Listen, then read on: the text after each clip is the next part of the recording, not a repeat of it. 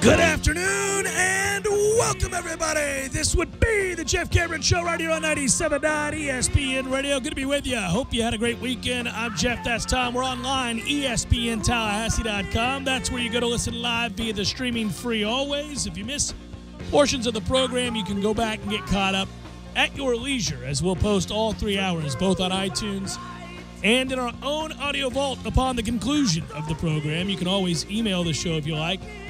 JCS at 979ESPNradio.com. Thanks to all of you who take the time to email, contribute. On Twitter, it's at JCameron Show. Thanks for the follow. WTSM for your mobile devices is the app. Go to wherever you get your apps and type in WTSM. You'll find it. Works for either iPhone or Android. And, of course, did I say we're on YouTube? ESPN Tallahassee on YouTube? I think so. I think we're all caught up. There's lots of ways to get caught up.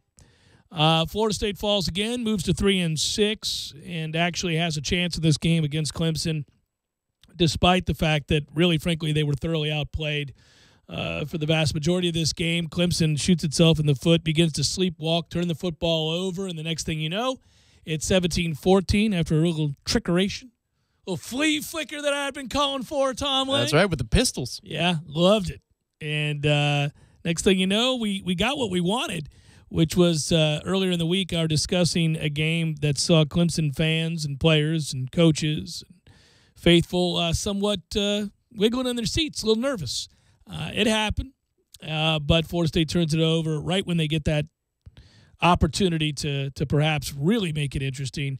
And really just another game against a good team that Florida State loses, and that leaves us on the wrong end of a 31-14 final. Frankly, if you kind of look at the way the game was played, it probably shouldn't have been close when it was. The final score seems fairly indicative of actually the way the two teams played. I do think Florida State's defense showed up and gave Florida State a fighting chance. They haven't always done that this year. They deserve credit for that. Florida State's offense was putrid in the first half. I thought James Blackman looked like he was a lost soul out there, and I was really worried for him at the time. The game looked way too fast for him. He left some things on the field that were called that could have been big plays, missed check downs, got himself hit way too often. All that was not on the offensive line. Much of that was on him. There were some breakdowns from this offensive line, but I thought by and large they showed up pretty well in this game, believe it or not. When you go back and watch it, you see that too. Clemson's got good players. They're going to make plays, so you're going to have some breakdowns here and there. But on the whole, it's not surprising, certainly, that Florida State lost. Every week we go into these games now, and I say, well, I hope nobody gets hurt, because I don't expect to win the games. That changes now that you've got Delaware State on hand here for this week's game. Probably not well attended. Florida State will move to 4-6 with a win there. And then the whole season, at least in terms of bowl eligibility and certain streaks that are intact, will be on the line on the 25th. And both these programs completely in shambles.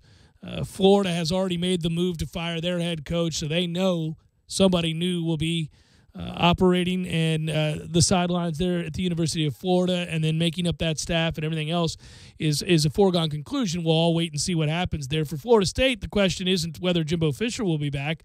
For the most part, I think the thought is that he will, unless he were to take a job offer from perhaps Texas A&M, who's rumored to maybe be interested.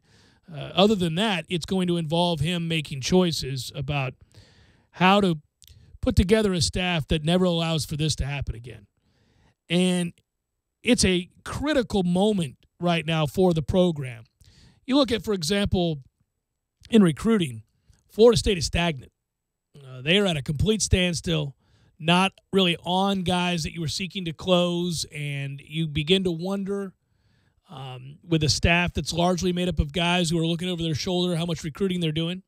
You begin to wonder how effective they are as recruiters, if they're worried about where they're going to land next, whether or not they're going to be here. Recruits themselves have to wonder, is the guy that's been talking to me this whole time going to be my coach? Is he going to be back? What kind of promises can you make as a head coach about that? What can you and can't you say? What final decisions still have yet to be made from him? So in limbo is where Florida State finds themselves. Jimbo Fisher seems like a guy, when you listen to him in the postgame press conference, you hear him today, you'll hear him in a few minutes in the Mountain Dew coach's interview that I conducted last night. Sounds like a guy as you might expect, that is pretty forlorn. That is obviously at the helm of an incredibly disappointing season. One that is still taking place, but really in his mind, I'm sure he's moved past and looking to get beyond. And yet you got to coach these guys up the best you can. There were a couple of bright spots on Saturday, primarily just that you had an opportunity to be in the game late was really kind of surprising. At the end of the day, Clemson does cover, thanks to a late touchdown for those of you that are sporting guys or gals. I'm sure that either broke your heart or didn't, depending on which side of it you had. But meanwhile, you look around the landscape of college football, and change is happening rapidly, and that's really where the focus shifts to. Congratulations to the University of Miami, who's largely been dormant or absolutely uninteresting and of no impact on college football for well over a decade. Now back, shining bright, playing with passion, winning big games for all the nation to watch. I confess, I think it's apt, funny, and absolutely fun to watch the turnover chain get passed around seemingly on every play these days because they're making things happen and their kids having a lot of fun doing it. And that's something that I would like to see return to this program. Everybody's got their unique sort of gimmick or thing they fall back on to their own program. But I'll tell you what it does do. It illustrates what it's like to have fun playing football. These programs that have this thing going right now where they're playing well and they have something like this, you see it. The kids can't wait to congratulate each other, play in and play out, to lay it on the line, to play with great enthusiasm, to see it build to this place. Admittedly, they're an arch rival, and I take my shots whenever I can. But Miami's playing great right now. They've played their best 2 games of the year in back-to-back weekends. And now they've gone from a team barely winning football games that you thought, man, they're getting a little lucky here. They should have lost to Georgia Tech, North Carolina, Florida State, etc. Now they're playing with conviction. Now they're playing with heart and passion and belief, more importantly, and confidence, and they got that. So that's a problem for us at Florida State. It's a problem, obviously, if Mark Richt's able to corral those recruits in South Florida and keep them there, they'll build on this success no matter how their season ends. So Florida State's going to have to contend with that. It's been open season for recruits down there for a long time as we've ruled the state. That's no longer the case. Florida's already made the decision to fire their head coach. So you know they're going to infuse that program with some life and bring in somebody new.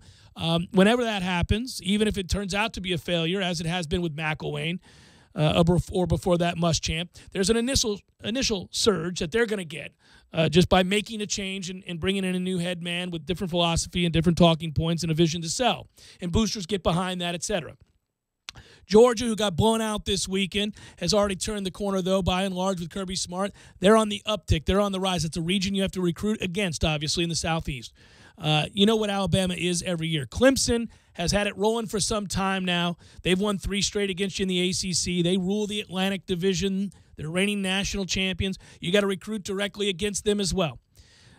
So Florida State and Jimbo Fisher in particular, really in a precarious position now.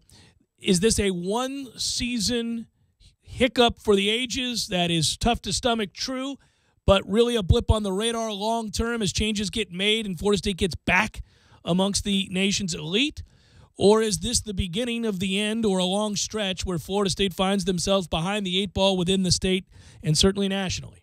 We're in a fascinating time here. This is the most important November, December since 2009. I don't think there's anything to doubt about that statement, given the changes that are necessary on the staff itself and the direction of recruiting, and throw in the mix that there's an early signing period this year for the first time, starting December the 20th. So there's heightened moments earlier in the process.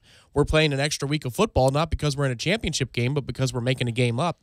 So the coaching, whatever maneuvering needs to be done could take a week longer. And that's to say nothing about if any of the coaches that are potentially brought in here are, going to wait till the end of their bowl games, or if they're playing on a team that's in the playoff. I mean, it's impossible to know. Yeah. What December is exactly going to look like, but I know that the phones have to be going crazy, and it's not just Jimbo talking to 16 to 18-year-olds, who are 4- and 5-star players who are coming here. Now he's going to have to be talking to players or coaches' agents, or if he's got an old buddy from back in the day, you say, hey, do you trust this guy?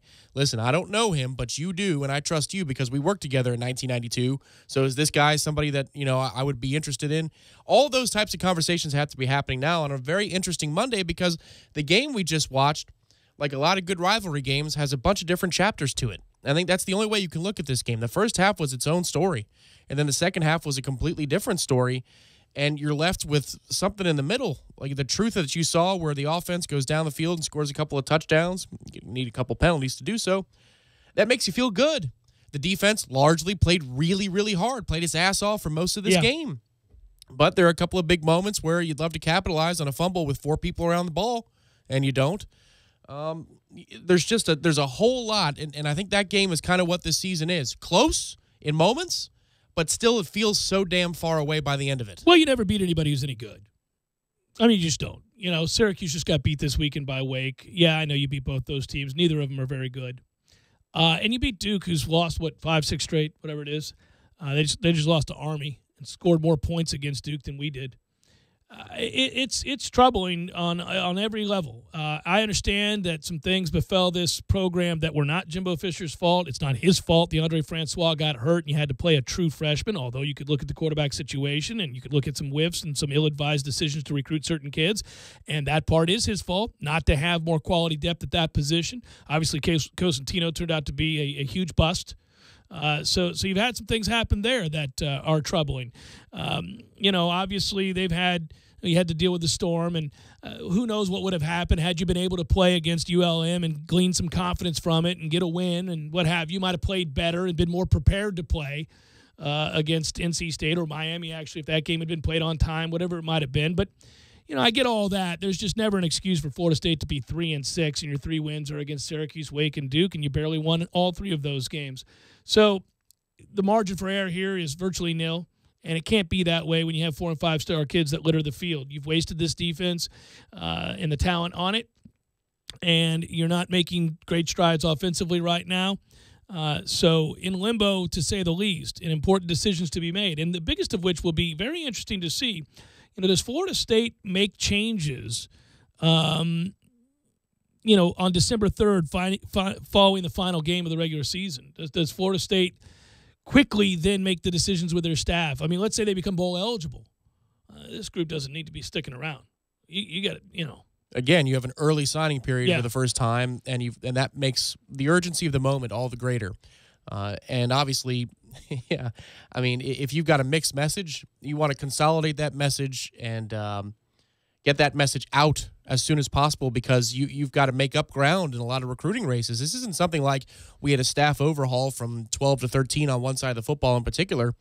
And what you need to do in the offseason is, we're doing a lot of winning right now, but we're going to do even more winning. That's not the pitch. It's a different pitch than you have right now. And you need to get that pitch out there as soon as possible with the voices who are going to help influence the kid to either stay or flip from wherever he is right now to come here. Yeah, there's a lot of urgency right now. Yeah, and I didn't even mention the fact that, of course, Tennessee and Butch Jones parting ways there. He had his kiss my ass on Main Street moment as he was fired and now owed over $8 million, which, if I'm him, I collect while sitting on the beach somewhere and never coaching again. But that's me. Who needs the pressure cooker? Certainly, Butch had a rough go, and there are some troubling numbers that associate Butch Jones' time at Tennessee. Look around the rest of college football. We'll do that, but we'll only do that after you get the chance to hear Jimbo Fisher, which comes up next on our Mountain Dew coaches interview. Conducted this last night. When we come back from the break, you'll hear that, and then we'll kind of take a peruse around the country. And then in addition to that, in the 4 o'clock hour, Leonard Hamilton will join us. Florida State didn't lose a home game last year, not one. They won 26 games, most games that this program has won in 46 years. Made it to the second round of the NCAA tournament, but lost some huge names off this team, and now there's some wonder just what they'll be.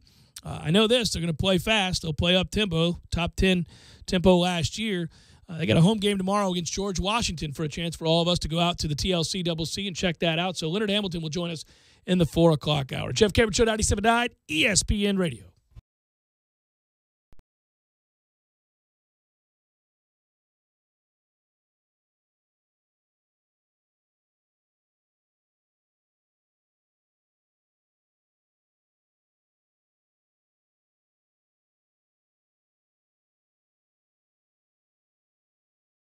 When you're in need of auto repairs, look no further than Neese Tire and Auto Service. Neese has been in business for 16 years with long-term, knowledgeable sales associates. They have the latest wheel balancing machine in the industry. And for passenger vehicles, they service AC, brakes, suspension, tune-ups, and much more. Never sit through a long wait. Neese Tire and Auto has 10 service bays to get you back on the road quickly. If you have tire problems, check out their large inventory with various Goodyear and Michelin tires. Neese Tire and Auto Service, 4792 Bluntstown Highway, 574-4100.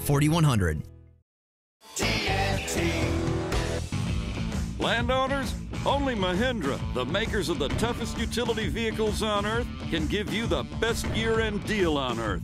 So let us show you how to get tax savings on your new Mahindra XTV and get cash back and savings up to $2,500 on select clearance models. Plus, get a free roof and Mahindra's 3-year warranty.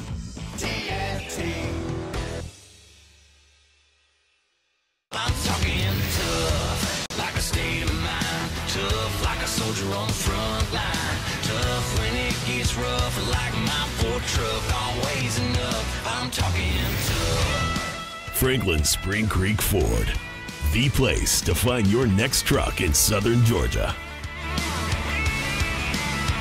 I'm talking tough. Hey y'all, we're Chris and Preston from Low Cash. Head to Franklin Spring Creek Ford and see them about all of your vehicle needs.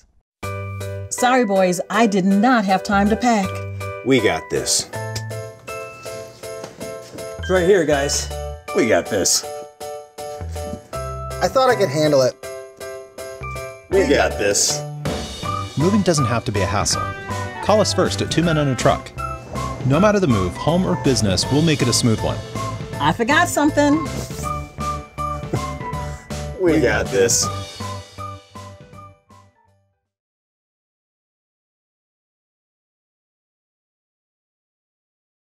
Progressive Casualty Insurance Company and Affiliates. Pet coverage not available in New Hampshire and North Carolina. Monster Energy, welcome to Rockville. Florida's biggest rock experience has returned. April 27th, 28th, and 29th with over 50 bands, including Foo Fighters,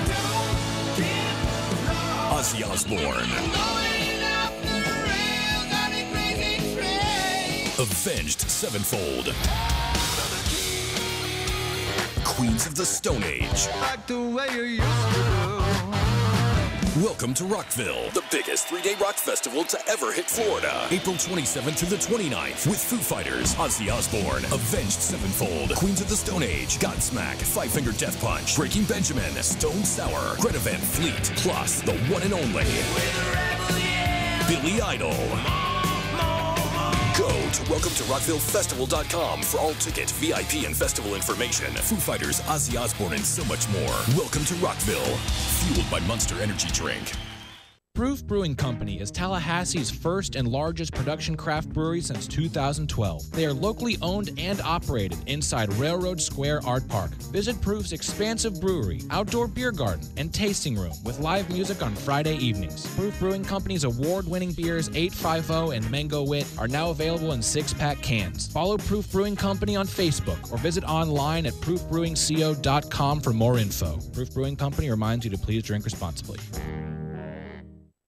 Hey pros, shop Lowe's Pro Black Friday event and save big with deals including up to 40% off select tools through November 22nd. We have pro-grade brands you can trust to help you tackle your next job and the next and the next. Plus, save 5% on every purchase every day when you use your Lowe's Business Credit account. See the Pro Desk at your nearest Lowe's for more details. Offer subject to credit approval. Can't be combined with other credit offers. Exclusions apply. U.S. only. The new Fox and Stag, Tallahassee's local craft cocktail bar in the heart of Midtown on Thomasville Road and 5th Avenue, featuring a newly expanded liquor menu including limited release scotches, whiskeys, and bourbons, as well as unique spirits distilled right here in Florida. If wine is your thing, swing by and try one of Fox and Stag's hand-selected bottles from their ever-expanding wine list, or simply enjoy one by the glass paired with a charcuterie board or delicious small plates. Sometimes you just want a cold beer, and Fox and Stag has you covered too, with rotating drafts and bottles sure to quench your thirst. Come by for a drink and stay for the company, Tuesday through Saturday from 5 p.m. to 2 a.m. For catering or private parties, message Fox and Stag on Facebook. This is the Jeff Cameron Show. Jeff Cameron Show on 97.9 ESPN Radio.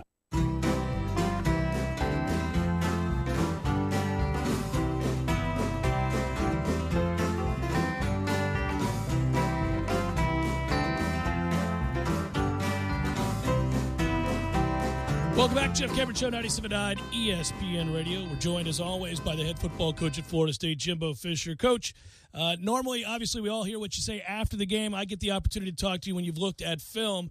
There are some obvious things about this game, but I wanted you to assess the differences between the first half and the second half. You get some things going on offense. Obviously, in that first half, it seemed like Clemson really dominated the line of scrimmage. What did the film tell you? It did, and they were early. And a couple times we didn't get off the snap count on time because young guys up there hearing on, and that noise and had to get used to the mechanism. Was a little louder than they thought, and they got a couple jumps on some plays, and then we got backed up in field position. We moved it well, and then James, we missed a block on a blitz, but he could have still gotten it out, and that caused that turnover. And then they got some momentum, and then we were backed up most of the time.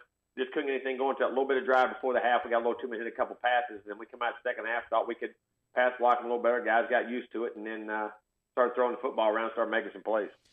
Given that you are a former quarterback, there's a series of hits that James takes in that first half that is, A, hard to believe that anybody would have survived and kept getting up and making plays and fighting through. But, B, talk about what it's like when you've been hit like that repeatedly and you're maybe not seeing things. The game is a little bit too quick for you early, and then fighting through all of that. I mean, we've seen him do it this year, but that was something on the road against that defense. It was, but sometimes some of those hits come because you aren't seeing things. Right. I mean, it works both ways. I mean, you got to see things and get the ball out and make the decisions, and then there's other times it's vice versa. So it's just part of the maturing process he's going to have to go through. And like I say, when you do get hit, you learn a little quicker sometimes. So he'll get better at that, but it's something you have to go through, and it's what we have to do because our miss up front, we knew it was going to be. I thought it would be a relatively low-scoring football game. I thought it would be a mid to low-scoring football game, and we had to hit big plays and some chunk plays to do it, and to get a drive or two, in which we had plenty of opportunity, and I just had to do it. And defensively, I thought we played a really good football game, opportunistic on most parts. A couple things I wish we could have capitalized on a little more and held in there, but still I thought they played pretty well. Offense, we had chances. We moved the football at times and had some big play opportunities that, boy, we just let get away. And, I mean, two of them for big touchdowns and a fumble recovery. Those could have really changed things. Yeah, you have the two overthrows. There's a drop in there. There's obviously the interception late in the game. And I'll ask you about that because you've had a chance. Now, I don't want you to pin a blame on any one person, but obviously being just off, and I know you refer to inches, but literally in this game there are inches away from touchdowns being made here. What was the timing? What was off there? Just missed it. I mean, 4th and 2, we got the play we wanted. We just threw it off his fingertips. And the other one, I thought was a pretty decent throw. Nooney said afterwards, he said he lost it in the lights for a minute when it went up, and it may have caused him that misjudgment or that hesitation when it went off his fingertips. But either way, we were off there. And then on the last play, we got the one-on-one. We got to throw the ball outside. We got Tate one-on-one, and it's single high. And we don't go. You can't go react back inside. And that's what we've been moving the football with the second half. We wanted him one-on-one, and we had him one-on-one. We wanted to win the football game, and so we could have moved it and got a few more yards for a field goal after that, 2 down, seeing what would have happened. But, we just made a mistake there, and the other two were just inches off. And then we had a drop early in the first half. We had a chance to catch a post that we didn't get caught, and then pick up that fumble. Those are all things that were big critical mistakes in the game. Coach, on the interception, is that him just not locating the safety? No, it's single high. She's been outside. Okay. You don't go back outside, and we know it. It's single high, and they had the rat down the middle, and we're one-on-one outside where we want to go, and he just saw odd and released inside, said out, but it didn't matter. Still one-on-one, and he thought he wanted to go back. Just panicked him to go back inside. He made a poor choice. It's part of youth and experience, and he'll keep growing from it and get better. Assess his play on the year, Coach. He's been thrown into a tough situation. He's played enough games now and some big ones at that. What are your thoughts? There's been good and there's been bad. I mean, he's learned and he's put us in a position to win a lot of games. We've been in position that he's taken us down on, I think, 3 or 4 drives in late in games that put us in a position to win. So he's done some great things. He's made some mistakes and growing pains, but he's also put us there to win a lot of games. So I think he's done a nice, solid job. But, again, we just keep coming up a play short as a team. And it's not James. As a team, we've just not found a way to do the right thing. Coach, defensively, this was a strong performance. Obviously, Brian Burns, many others. You end up with 9 tackles for a loss. You hold Clemson to, I think it was just over 4.5 yards per play. They were able to run the ball, but on the whole, this is a pretty good effort from the defense. It was, and we thought it would be. We thought we matched up very well. We thought going in that it would be, it would take somewhere in the 24-point range to win the game. And 24 to 27 right there, we thought we'd get it done, and it would have, in what we need to do. And we thought our defense matched up very well with Clemson's offense. offensively, you would have liked to have been able to run the ball better and take some pressure off the quarterback. Was that disappointing, or did you kind of figure it might be that way? No, I thought we could run a little better at times, and then we aborted it a little bit because we got behind 3 scores. Right. You know, and then aborted. Let's say aborted, tried it a little bit, but you know, 'cause you don't know how many possessions you're going to get back. Then we were moving the football. We had opportunities, and guys were open across the board. Even if we didn't move it, we missed guys. You know, guys that were open, sure, or we didn't make the play, and so that was the way. That's just the way the game falls into sometimes. I'm wondering, Coach, you mentioned it after the game, and certainly I think it's pretty obvious here. We talk about fingertips and just missed opportunities and the inches and all that, but I know as a coach sometimes you probably get tired. You sounded like it after the game. You made me laugh a little bit when you said, look, I know I'm tired of saying it about the inches, but we're just inches away. So many lost opportunities, the fumble you mentioned, a couple critical drops, a couple overthrows, et cetera. What do you hope to learn? You want to win the remaining games, obviously get bowl eligible. What can be gained here over these next 3 weeks? How to overcome adversity, how to persevere through tough times, and also sometimes what our own biggest problem is right now is ourselves, because some of those things come from trying too hard. And I know that sounds crazy. Like Matthew, when he wanted to pick the ball up when he first got to the fumble, you can see his eyes come off the ball like he's wanting to run and make a touchdown. You know what I mean? I'm going to make a big play and go score instead of just make sure we get the ball. You know, James seeing the guy wide open, he come off, he couldn't believe that both balls went off. When he threw him, he thought he threw him perfect.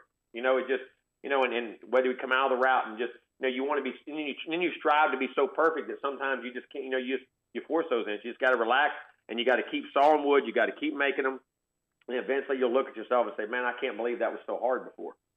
But that's all you can do, and you got life lessons right here. What we can achieve as a team, what we can persevere, what we can overcome. We got 3 football games to play. We need to play 3 really good football games. We need to start this week with 1. Coach, always appreciate it. Be well. Thank you, Jeff. All right, take care. That's Jimbo Fisher, head football coach at Florida State, and that's the message, and it can only be the message is to keep sawing wood, as he said. You're 3-6. Everything is pretty obvious. It's self-explanatory. The season's been a mess, but you can still get bowl eligible, win these next 3 games, and that will be easier said than done, because I do think going on the road against Florida at the end of the year, when the only thing that they'll have to play for is to try to spoil a bowl streak against a rival, and with the way this group struggles to block it up at times, it could be an interesting and tough game to win. But I think James Blackman's got to take some big steps forward here in the next couple of games. Obviously in 2 of the 3 of these games, you're facing teams that you should just absolutely run off the field. So you'll have an established running game, and you'll be able to throw off of that. And obviously, you'd like to see something established there. But I think Corey Clark wrote it, and I think a lot of people talked about it in the aftermath of this game. Certainly, I thought it just as you did as you watched it. You had enough during this game to be proud of, enough fight and want to and what for in moments to latch on to in a otherwise disappointing result. But at the same time, you kind of remind yourself that that's simply not going to ever be good enough to lose 31-14 and say, well, we played pretty well. That's you catch yourself, right? You hear it and you say it and you go, well, yeah, but. And given all those other circumstances, I think to have the ball with a chance after forcing punts and turnovers in the second half, you fight back and you got a chance there. And obviously, James makes a throw that you just can't make, and it's pretty frustrating because that's not, as Fisher just described it, that's not a terribly difficult read. That does seem like a kid who's just pressing, trying to make something happen before, I guess late in the game with the pressure on. We'll come back, kind of digest that, talk a little bit more about what you can glean remaining in this season and what you can gain. Obviously, now you're starting to. All minds turn to this coaching staff and also trying to salvage a recruiting class. Jeff Cameron Show, 97.9 ESPN Radio.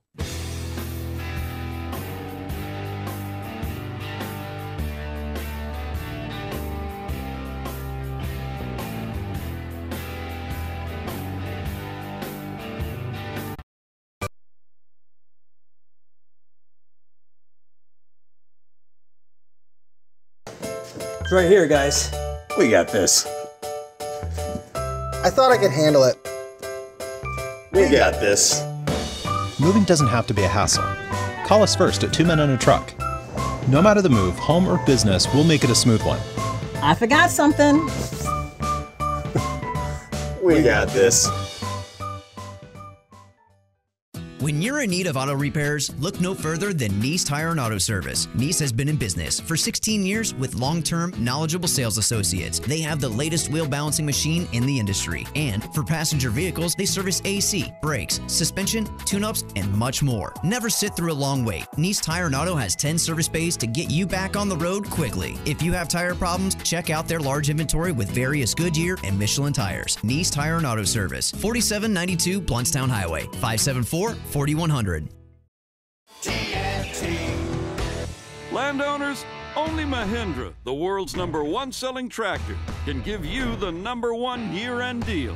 Let us show you how to get tax savings on the toughest tractors on earth and get up to $7,400 in discounts along with Mahindra's 7-year warranty. Plus, get an Emax 22 with mid-mower for just $134 a month.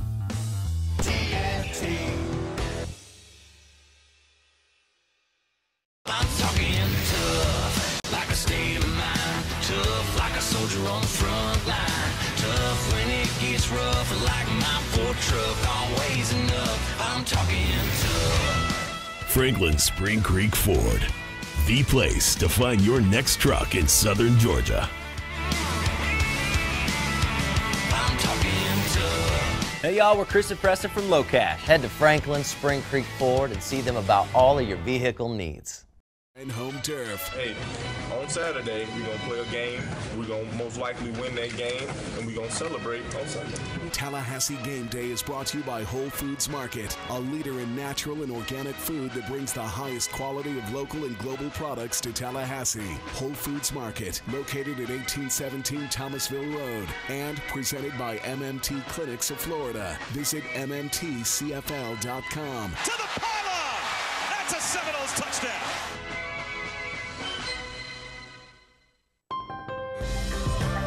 The Ford year-end sales event is here.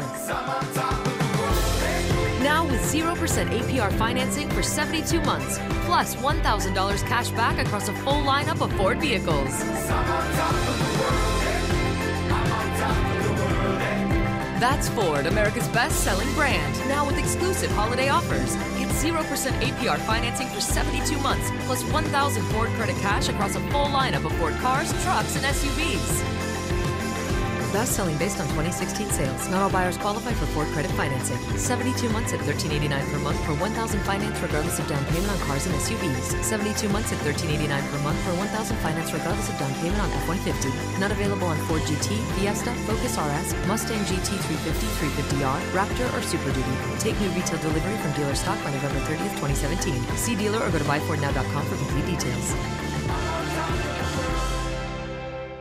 Football season is in full swing, and so is AAA One Transmission. AAA One Transmission is locally owned and operated by Tim Pridgett, who's been servicing the Tallahassee area for over 37 years. Brakes, transmissions, electrical systems, tune-ups, and battery checks. No matter what ails your vehicle, AAA One Transmission can make your automobile healthy again. Don't put off your auto repairs. Stop it at 1023 North Monroe Street or call them at 222-2532.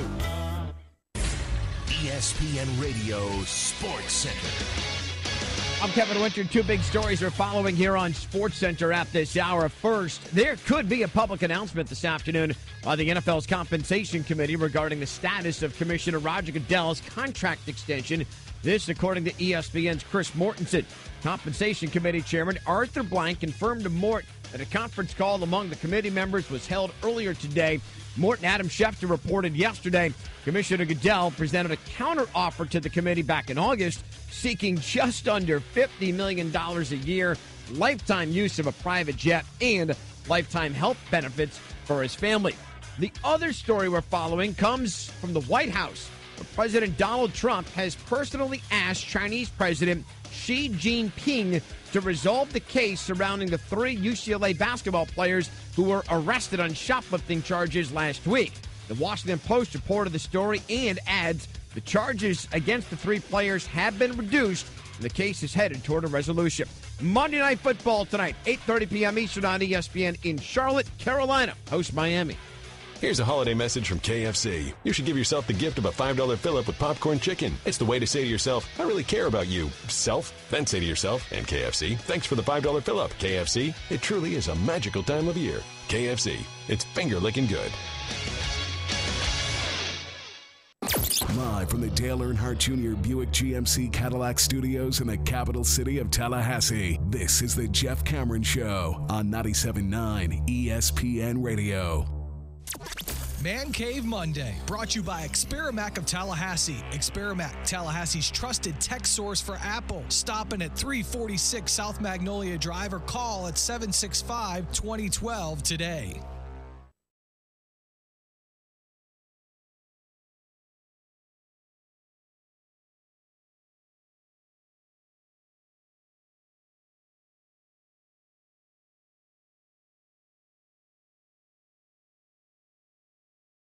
Miami causes Notre Dame to turn it over excessively. And the turnover chain was on display. By the way, Notre Dame had turned the ball over a grand total of 3 times coming into the game. Well, there's a nice little 4 spot for you. 24 points off those 4 turnovers, and they win 41-8. That's part of the bigger story, college football. Bama finds a way to hobble out and get a win barely in the waning moments. Jalen Hurts completes all of 10 passes, but they were big because those 10 completions added up to 240 yards. So when he did, they were big plays. It counted. Yeah, they don't – that's a problem. I think part of the problem of the top-tier teams have right now across the board seems to be quarterback play. Not duly impressed with quarterback play at Clemson, Alabama, Miami, you name it. Really just aren't seeing a lot of that. Hadn't mattered, though. I mean, those teams are finding ways to win the game. Now, I will say this. Baker Mayfield continues to play well at Oklahoma. And at this point, OU's back in the conversation with their 38-20 win. That was a significant victory. I think of the bigger games this weekend with them blowing out TCU, with Miami blowing out Notre Dame, and then obviously Auburn dispatching of Georgia. And it seemed strange that it felt predictable that you'd have a freshman quarterback struggle on the Plains against an Auburn defense that's played very well this year. To the extent that it did, I was somewhat surprised.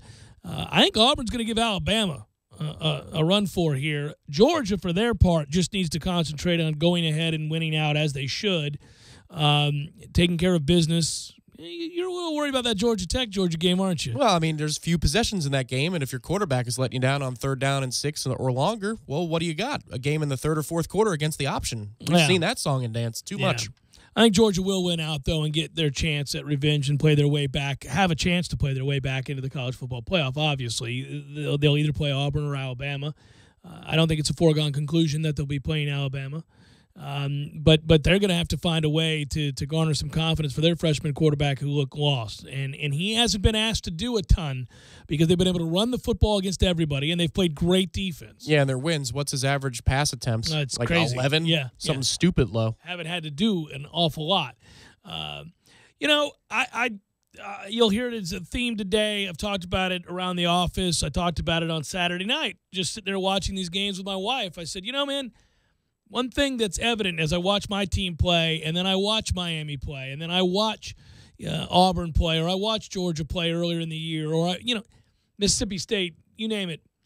I'll grant you these kids are fired up, and these are big moments in prime time, but those teams have fun. I just miss having fun, watching the kids on my team play and have fun. Everything doesn't seem so damn difficult. There's a lot of emotion. There's a lot of joy. There's a lot of passion at the aforementioned teams.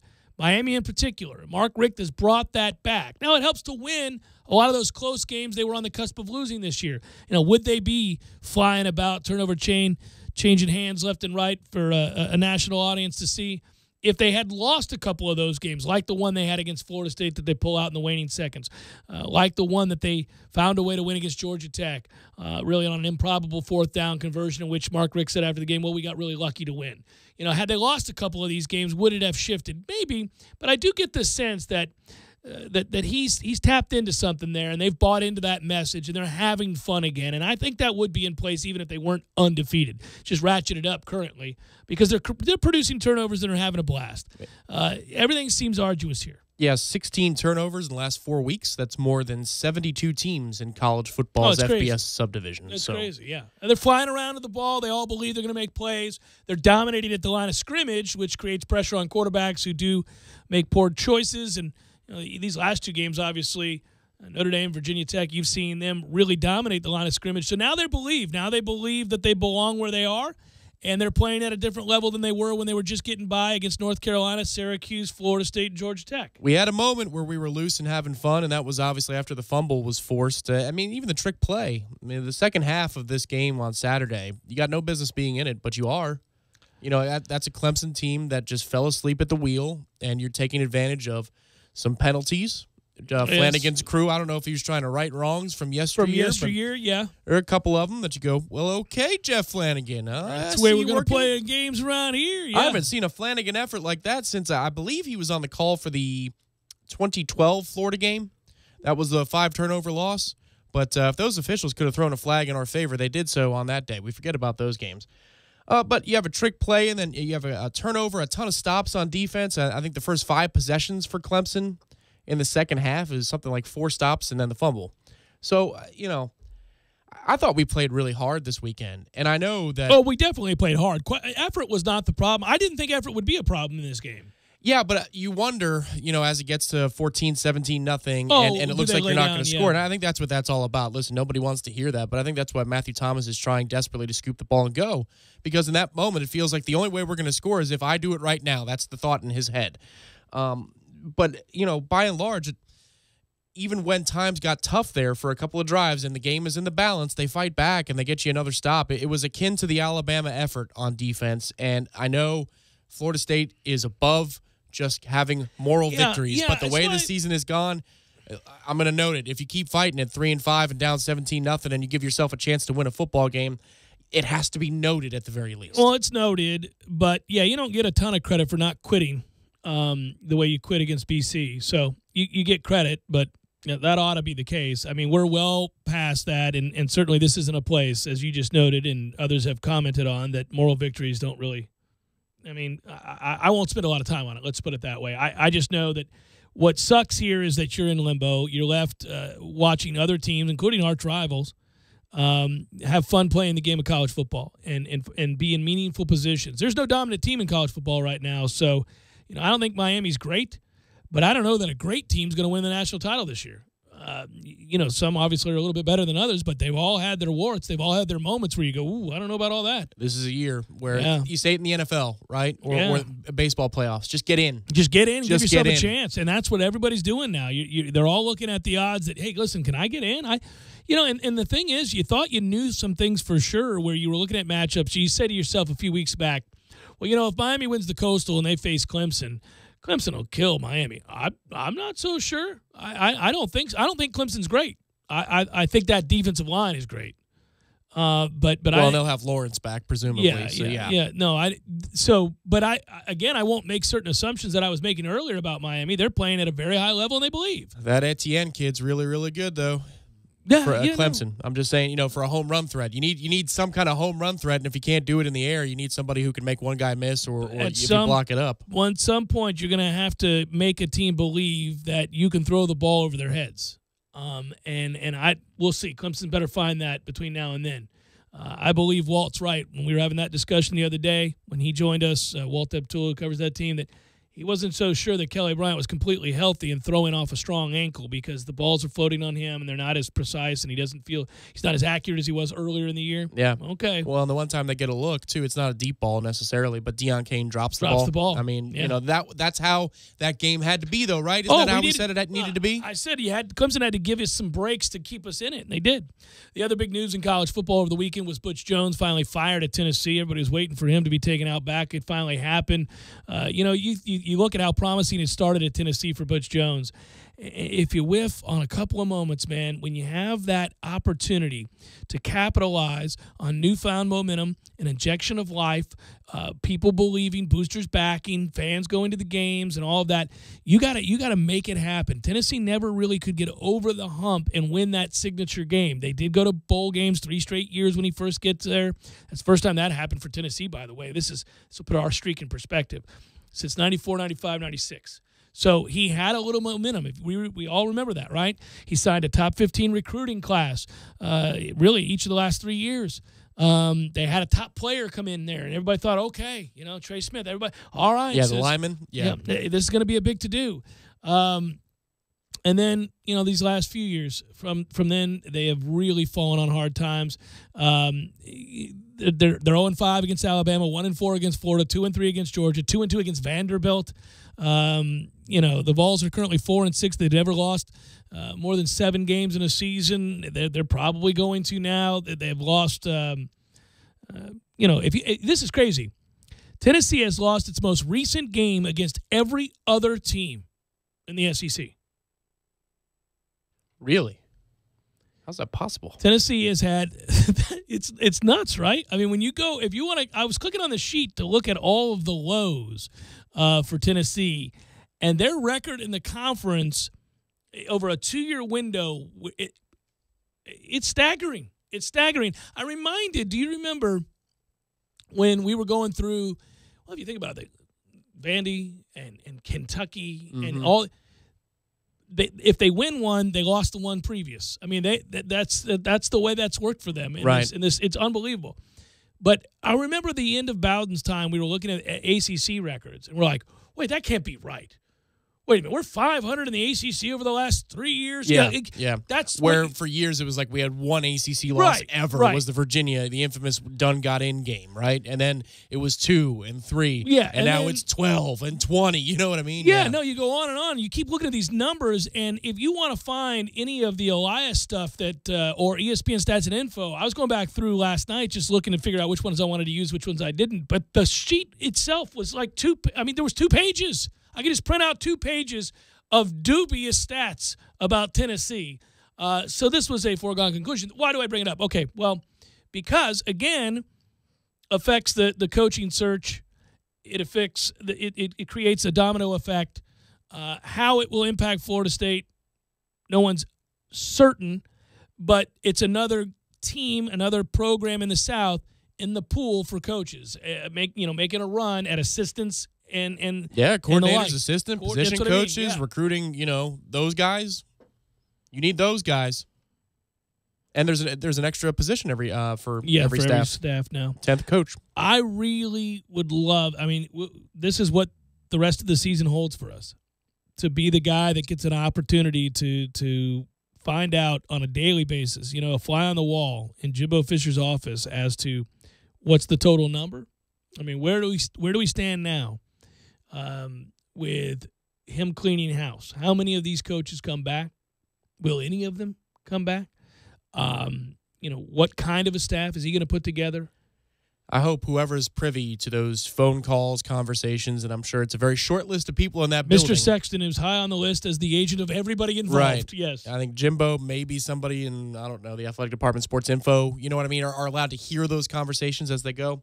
I hope they're quietly taking notes because this will be an interesting book. It could, signal a real turning and changing of the guard in the state of Florida, or it could be how Jimbo saved, this blip on the radar and maintain that it was just a blip. It's the talking point. Instead of turning into the entire size of your radar. It's the talking point because we're not left with anything to do with in-game X's and O's discussions that could be elaborated on. They don't matter. A play call here, a missed tackle there, an opportunity missed here, a play made there. They just don't matter right now. We're all so far past that. It's now a matter of, is this the beginning of the end for Jimbo Fisher's time here? Or is it just one ugly blip on the radar, as you said, and he's able to return this program back to where it needs to be? Because not only is time of the essence now, but you're seeing all of the changes around you, and you recognize that if it's not done, if he swings and misses, you're going to be behind the 8 ball for some time because obviously Miami's got it rolling and Rick's got it rolling there, and you get the feeling they're going to probably cash in from a recruiting standpoint. Yeah. And then how could you not, right? If you don't, then it's a complete whiff. And in addition to that, I would also say that Florida will probably make a splash. Let's give some tickets away to Rockville. You want to do that? Let's get Hey, everybody. Let's go listen to some angry music to channel our anger here. Let's go to Jacksonville in April, huh? I got the sheet right here, my friend. How many new coaches will we have by the time Rockville actually takes place? 7. Okay. 7 new coaches. He said that with conviction and gusto. Welcome to Rockville, friends. Foo Fighters, Ozzy Osbourne, Avenged Sevenfold, Queens of the Stone Age, Billy Idol, Godsmack, Stone Sour, Five Finger Death Punch. Godsmack still around? Caller 2, 523-3776, 523-3776. We're going to give away 2. You want to give 2 pairs? I see it. How about caller 2 and caller 5? Caller 2 and caller 5 both win a pair of tickets to Rockville. As Tom noted, this is not until April. You have plenty of time. It's a 3-day festival. Plenty of time over in Jacksonville in April. Caller 2, caller 5, 523-3776. Pair of tickets to each for Rockville. Did you like Godsmack when they first came out with the songs that you're going to hear? Well, it was a play on Alice in Chains, and even an Alice in Chains song from which they derived their name. So I kind of thought, well, Voodoo's a good song, though. You're lacking originality, but okay. Hey, I don't want to rain on any people's parade. Let them do their thing. And, we have, modified dates in our system for, drops we have or commercials or whatever. And for songs, too, when you actually put them in the system. I wonder for some of the rock stations around the country, when do they drop in the songs that are still being played and it's not a classic format? It's like a, today's rock format. Right. Probably 2000. Yeah, things haven't changed a lot, right? Coming up some Godsmack. Yeah, we're still hanging on. Here comes Stained. Here we go. Oh, God. No.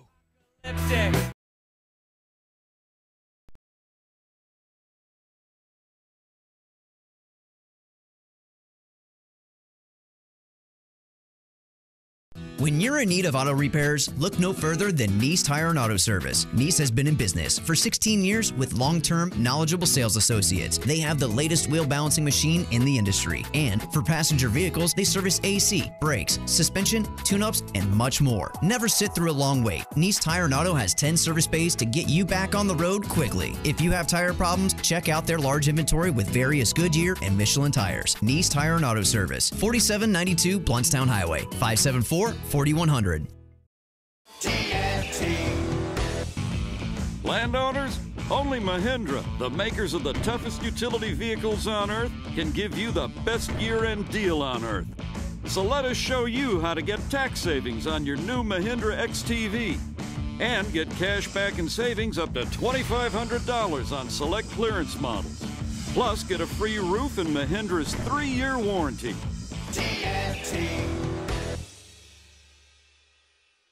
I'm talking tough, like a state of mind. Tough, like a soldier on the front line. Tough when it gets rough, like my Ford truck, always enough. I'm talking tough. Franklin Spring Creek Ford, the place to find your next truck in southern Georgia. I'm talking tough. Hey y'all, we're Chris and Preston from Low Cash. Head to Franklin Spring Creek Ford and see them about all of your vehicle needs. Sorry, boys, I did not have time to pack. We got this. It's right here, guys. We got this. I thought I could handle it. We got this. Moving doesn't have to be a hassle. Call us first at 2 Men on a Truck. No matter the move, home or business, we'll make it a smooth one. I forgot something. We got this. Avenged Sevenfold. Queens of the Stone Age. Like the way you used to. Welcome to Rockville, the biggest 3-day rock festival to ever hit Florida. April 27th to the 29th with Foo Fighters, Ozzy Osbourne, Avenged Sevenfold, Queens of the Stone Age, Godsmack, Five Finger Death Punch, Breaking Benjamin, Stone Sour, Greta Van Fleet, plus the one and only Billy Idol. Go to WelcomeToRockvilleFestival.com for all ticket, VIP, and festival information. Foo Fighters, Ozzy Osbourne, and so much more. Welcome to Rockville, fueled by Monster Energy Drink. Hey pros, shop Lowe's Pro Black Friday event and save big with deals including up to 40% off select tools through November 22nd. We have pro-grade brands you can trust to help you tackle your next job and the next and the next. Plus, save 5% on every purchase every day when you use your Lowe's Business Credit account. See the Pro Desk at your nearest Lowe's for more details. Offer subject to credit approval. Can't be combined with other credit offers. Exclusions apply. U.S. only.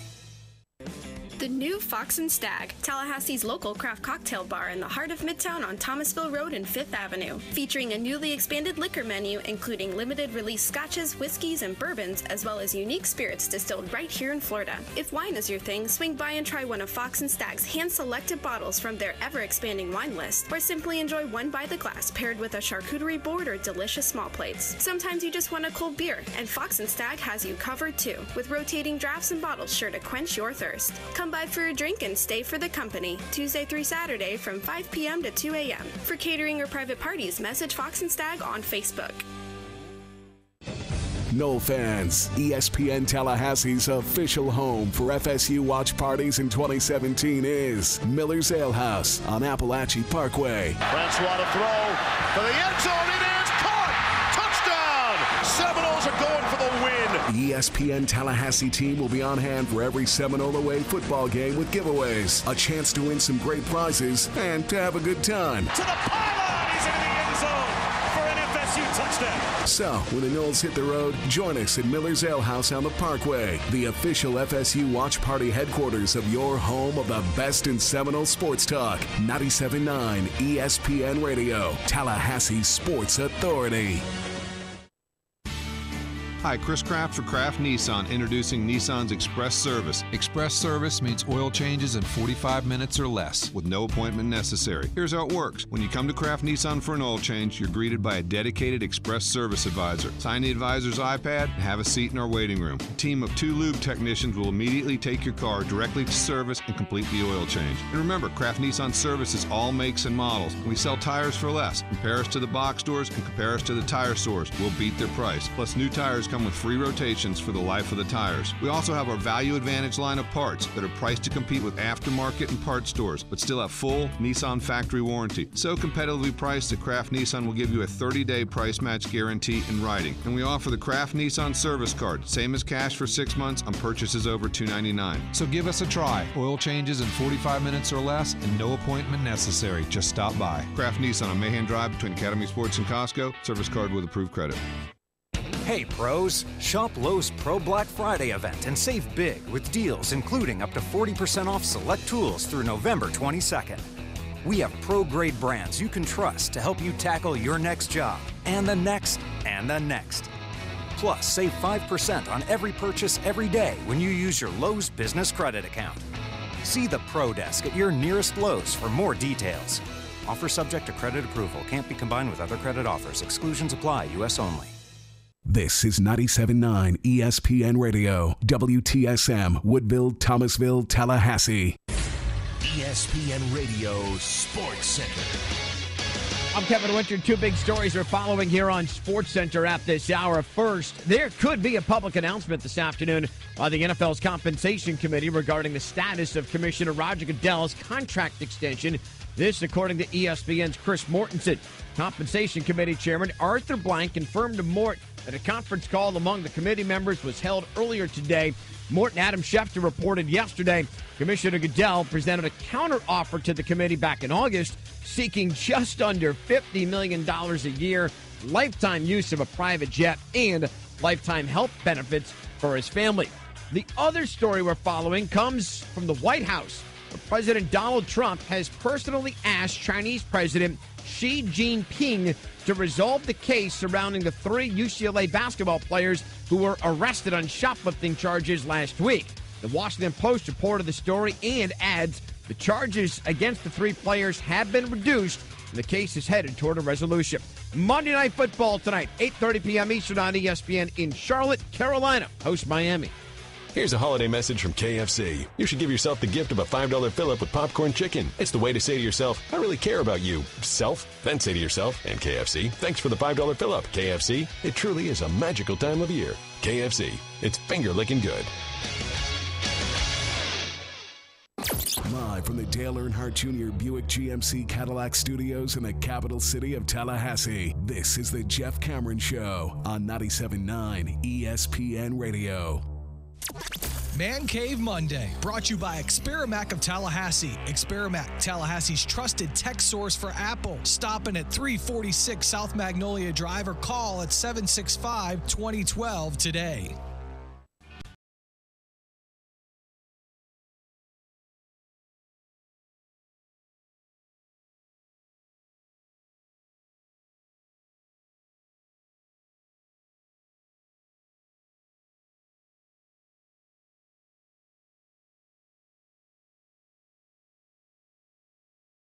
Number 2, Jeff Cameron Show, 97.9 ESPN Radio. Thanks for tuning in to a good Monday, everybody. Hope you had a good weekend. I'm Jeff. That's Tom. We're online, ESPNTallahassee.com. There you go to listen live via the streaming free always. Try not to miss anything, but I understand you're busy. We all are. All 3 hours posted upon the conclusion of the program, both on iTunes and in our own audio vault.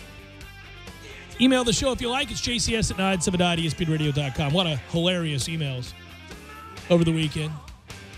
People got a little loose this weekend, Tom. I noticed Twitter became a blank show. A lot of anger out there. Well, and during games, I pretty much stay off of Twitter because of it. I mean, I had one tweet in this game, and I was just a little worried about the young James Blackman. I thought it might be time to pull him in the first half. That's all I said. I left it alone because I saw the infighting amongst Knowles everywhere, and I went, oh, boy, this is not good. Well, at halftime especially. Ooh, because at halftime, there's a clear picture going on. Well, we got like 7 yards. We got nothing going on. IraShafel.com going to join us now. Yeah, it was an ugly scene out there, Ira. Ugly scene, buddy. People are not handling it all that well. Well, they weren't on Saturday. Now, maybe by the end of the day, they'd kind of lessened their fury because the team mounted a semi comeback. But yeah, at halftime, if you were perusing Twitter, I know you couldn't. You were busy looking at those sidelines. But I would tell you, if you had, I just say that, man, it was ugly. It was a lot of Knoll-on-Knoll crime going on out there. And, yeah, people are at their wits' end, brother.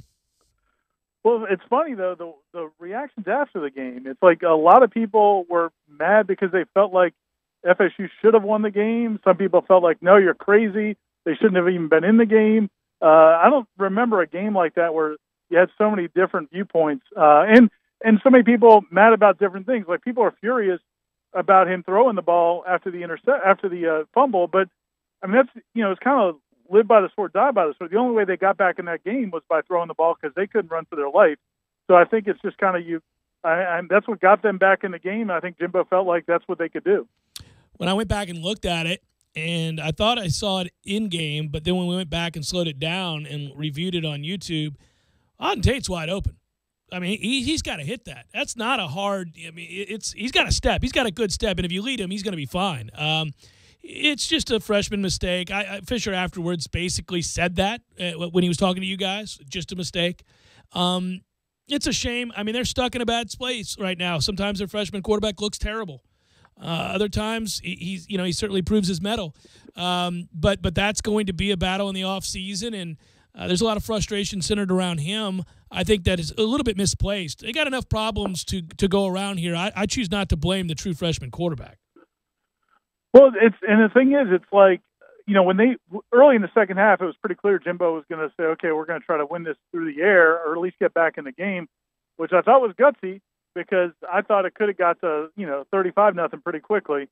But to his credit, I mean, Blackman made some throws. He at least let receivers make plays on the ball, which led to a couple pass interference calls, which kind of got him back in it. Jimbo breaks out the trick play, which worked really well. But it was kind of a all or nothing moment because clearly just running their offense, they weren't going to go anywhere. But at the same time, you just take the risk. If you drop that kid back 30 times a game, you're going to have some of these mistakes. And, it was a bad time, but that's, really that was the only way they could get back in it. I thought you were right to point out in your call on what you just said a moment ago, which was that it was it had a little bit of everything. I mean, there was enough anger and blame to go around, but there was also moments of real awe-inspiring hope in which they did buoy, and they did play hard, and they did rise up, and they did fight, and they haven't always shown that this year, and they did put themselves in a position to scare the bejesus out of Clemson. On the other hand, if Clemson doesn't make some of the mistakes they made, including turning the football over in the red zone, Florida State gets blown out in the first half. That should have been 24 or 31-0 at half. But it wasn't. So, Yeah, I mean, I get it. This is where we're at. Florida State can't beat good teams. They don't beat good teams. They haven't beaten good teams in a while. They've won 3 games this year against Syracuse, Duke, and Wake, all of whom are not very good. And that's what you have. That's what you got. And that's why I was left asking Coach Fisher last night, obviously, aside from winning these remaining games, including the rescheduled ULM game, what can you glean? What can you hope to achieve? And he basically was a cliche. He just keeps sawing wood, that kind of stuff. I mean, it's just we're waiting it out, man, playing out the string here. Yeah, I mean, it's I guess you look at it 2 ways. On the one hand, if you at least get bowl eligible, it'll matter. It won't matter this year, but it'll matter collectively down the road. If you get bowl eligible, keep that streak going. It's not going to make anybody feel better right now. But, 5 years from now, 10 years from now, it'll be nice to still have that streak intact. But in terms of, the way they approach these last 3 games, I mean, I just think you just have to be looking to the future. And I know he's never wanted to do that. He hasn't wanted to say the season's over and we need to play for the future. But I think now you're at that point. I mean, you got Delaware State, which is an automatic win. Florida, the way they look right now, you should be able to win that game, and you should win at home against ULM. And you'll get back to bowl eligible. At least take some, I guess, take advantage of this time with these young players. Would be my approach. I know, again, like he's never wanted to do that earlier because he felt like, we're still playing for the now and all that. We owe it to these seniors.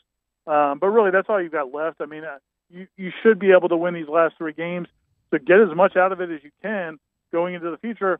And as far as James Blackman goes, I mean, I think it's disappointing that he hasn't progressed more this year, but I also think you got to give him credit. I don't think he's totally just fallen apart either. I don't think, like to your tweet during the game, that this could, you worry about what this is going to do to him long term. I don't get the sense that he's just falling apart. I just think he's not ready. Yeah, in that game specifically is where I was worried about him because he wasn't seeing anything. No. And there were some things there, in fairness to Jimbo. There's some checkdowns that he's got to have. He could avoid a lot of those hits early. There's the one, obviously, that he can go to Izzo on, who's wide open in the flats, and it's a check, and he doesn't do it. He waits and gets killed unnecessarily. You see that too often with him, and that's a testament to his toughness, and he wants to make plays. And every now and then you get a flash. That throw to Nooney Murray down the seam on the post, that's as good a throw as there is by a college football player. I mean, it's incredible. The other play should have been there. Nooney should have that catch on the wheel route, basically, and that's frustrating too. But, yeah, too often he holds the ball too long. I do commend him for his toughness, but he wasn't seeing a lot here. I guess, boy, it does tell you, though, Ira, they really have no belief, I mean absolutely none whatsoever, that J.J. Cosentino could do anything at any point ever. I mean, you weren't sure of that before Saturday? No, I was sure, but this was made, abundantly clear that they think, short of grabbing a guy off the street, I mean, literally they don't believe that he can do anything because that kid's getting killed.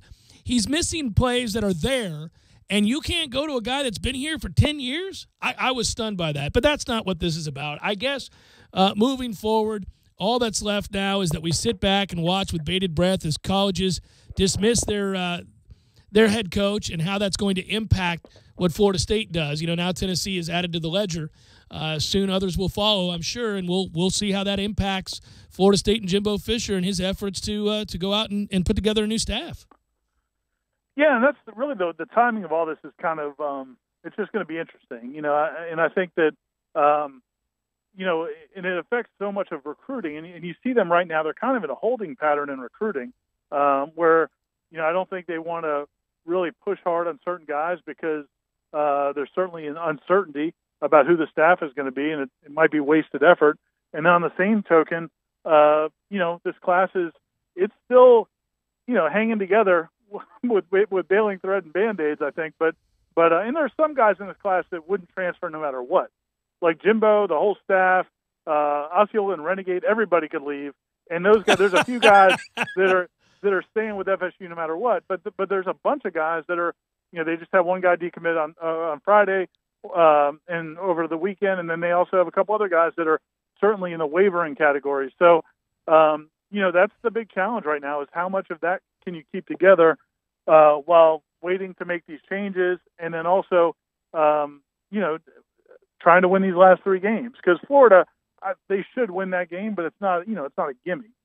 Well, it's certainly not a gimme. Not with the problems you got here. It's not a gimme to go on the road and beat Florida, who would like nothing better than to, at the very least, end Florida State's streak of consecutive bowl appearances. They'll have something, even if it's just hate, to play for. You know what I mean?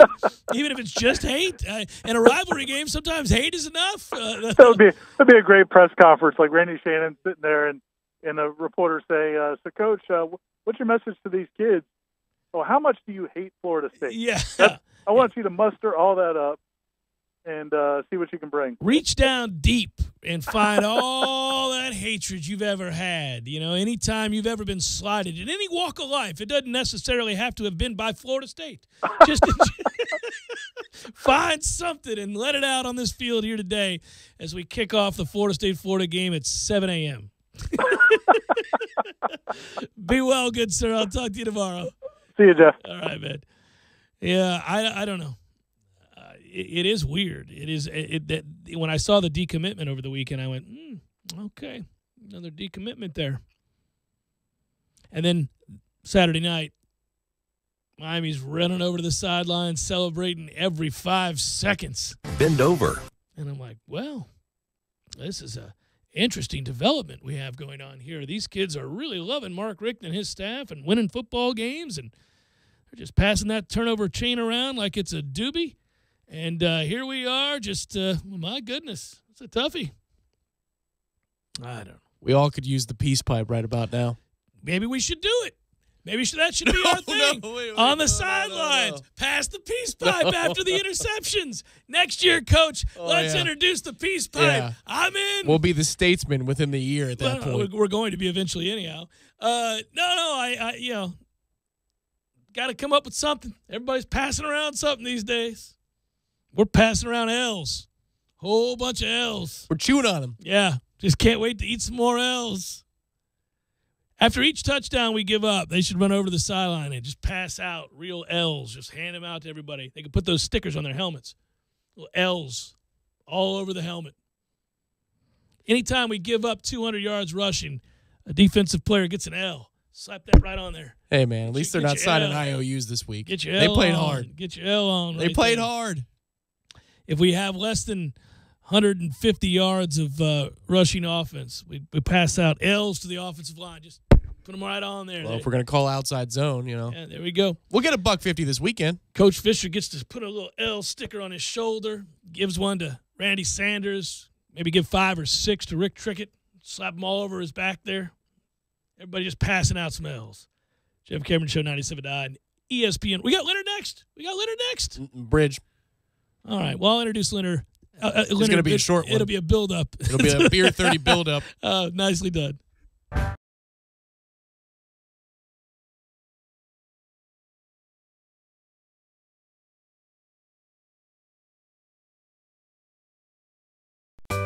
Sorry, boys, I did not have time to pack. We got this. It's right here, guys. We got this. I thought I could handle it. We got this. Moving doesn't have to be a hassle. Call us first at 2 Men and a Truck. No matter the move, home or business, we'll make it a smooth one. I forgot something.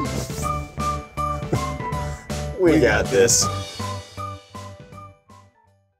When you're in need of auto repairs, look no further than Nice Tire and Auto Service. Nice has been in business for 16 years with long-term, knowledgeable sales associates. They have the latest wheel balancing machine in the industry. And for passenger vehicles, they service AC, brakes, suspension, tune-ups, and much more. Never sit through a long wait. Nice Tire and Auto has 10 service bays to get you back on the road quickly. If you have tire problems, check out their large inventory with various Goodyear and Michelin tires. Nice Tire and Auto Service, 4792 Bluntstown Highway, 574-4100. Landowners, only Mahindra, the world's #1 selling tractor, can give you the #1 year-end deal. Let us show you how to get tax savings on the toughest tractors on earth and get up to $7,400 in discounts along with Mahindra's 7-year warranty. Plus, get an Emax 22 with mid-mower for just $134 a month.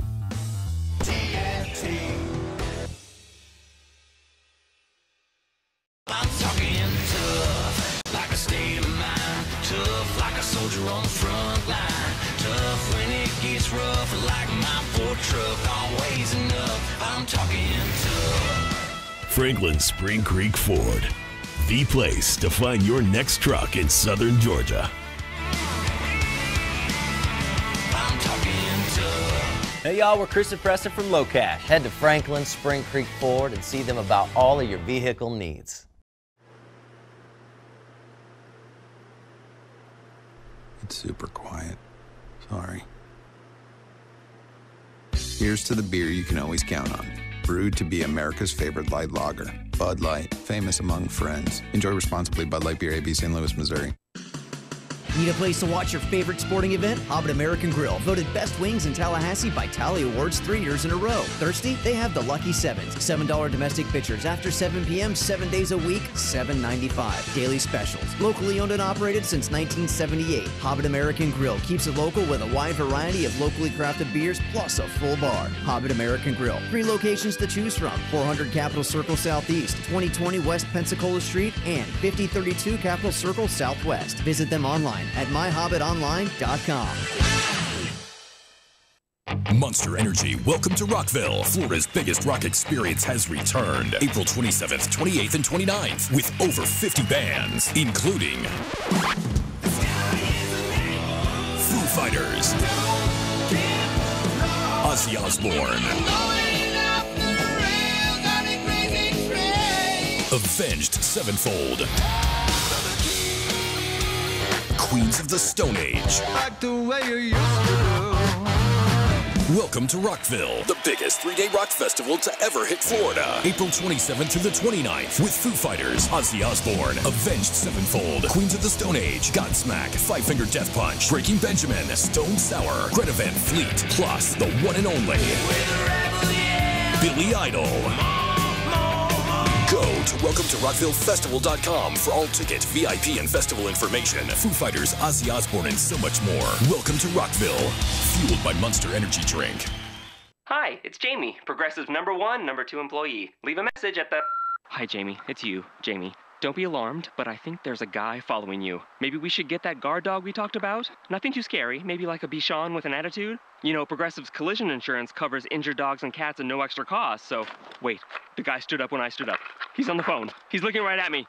Oh, wait, it's just my reflection. Don't tell anyone about this. Progressive Casualty Insurance Company and Affiliates. Pet coverage not available in New Hampshire and North Carolina. This is the Jeff Cameron Show on 97.9 ESPN Radio.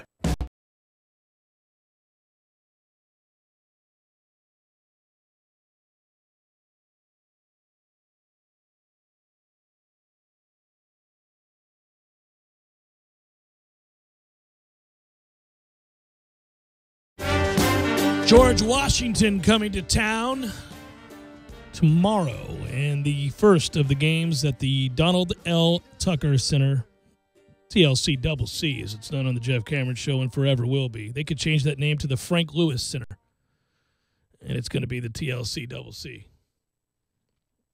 I don't even know where the hell that came from. What does Frank Lewis look like in your head? Curly hair, mustache, 70s, brown pants. Okay. Yeah. No, he's not in his 70s, from the 70s. Right, yeah. Welcome Back, Kotter is Frank Lewis. Okay. That's how I've got it. He's got big collar. Oh. Nice enough guy. A little underachieving, but has always been. How do you make his money, though? It's likability. It's his center, so how is it named after him? Family money passed on. He really never accomplished much. These days he's a painter. So, but, he's getting by. And he's just a guy that when he walks in, you go, "Oh, Frank! Hey, Frank! Oh, good to see you. How's the wife? How's the wife and kids?" Actually, they're doing pretty good. Good to hear it, Frank. It's been a while. Where you been? Well, all over. He's the kind of guy can't tell you where he's been because he really hasn't. He doesn't have anything. Right. He's nowhere. No. Yeah. But you allow for the answer to be. Oh, Yeah. And the usual spots. Oh, absolutely. Yeah. No, I got you. Absolutely. Yeah. Absolutely. That's good. Yeah. So what are you drinking? So you got to go on. You got to move on because you feel kind of bad. Shinerbach. Bad decision again, Frank. But that's so you. It's just so. Well, they're out of Amberbach, aren't they? People still drinking Amberbach? It's usually at golf courses. Does that happen? It's like Is that a real it's like thing Mick now? Light. It's still at golf courses. That's the only place you can get a Mick Light. You can't find. I've been searching for Not the just Ultra, the light. like just a Mick Light. Yeah. Do they actually exist? I think they still do. I ask this question once a year. I don't know why, but I do because Mick Ultra has taken over the world. Sadly. Okay, so this is a long time ago, but they still had it at the course 2 years ago. But I'm working as the bar back at my golf course. They got the Mick Light sign. They go, you don't have any. I'm like, yeah, what don't we have it stocked up? You got to be kidding me. You guys have Michelob Light? You actually have Mick Light? Well, I'll take a 6-pack of Michelob Light. Because, good Lord, it's like lost treasure. Yes, a lot of people would freak out. If you could just find the old Michelobs. Mm-hmm. I told you when I was in high school, people would have parties and they'd have Mick Dry. It was a big deal to get Mick Dry. That was during the Big Dry thing. Bud Dry existed. Mick Dry existed. I don't even know. Did Coors make a dry? I don't know. But Mick Dry was the big to-do. He had this one old guy on the course. He'd come in. He was a 4 o'clock player because if you remember, at 4 o'clock you could walk for free. Oh, yeah. So he'd be the 4 o'clock player. Which I like. I like that guy. He goes, don't give me any of that Sergio Garcia Mick Ultra. Give me a Mick Light like a man. Oh, like a man. It's still a Mick Light. You're like, what? You didn't order a stout, sir? You didn't order a Guinness.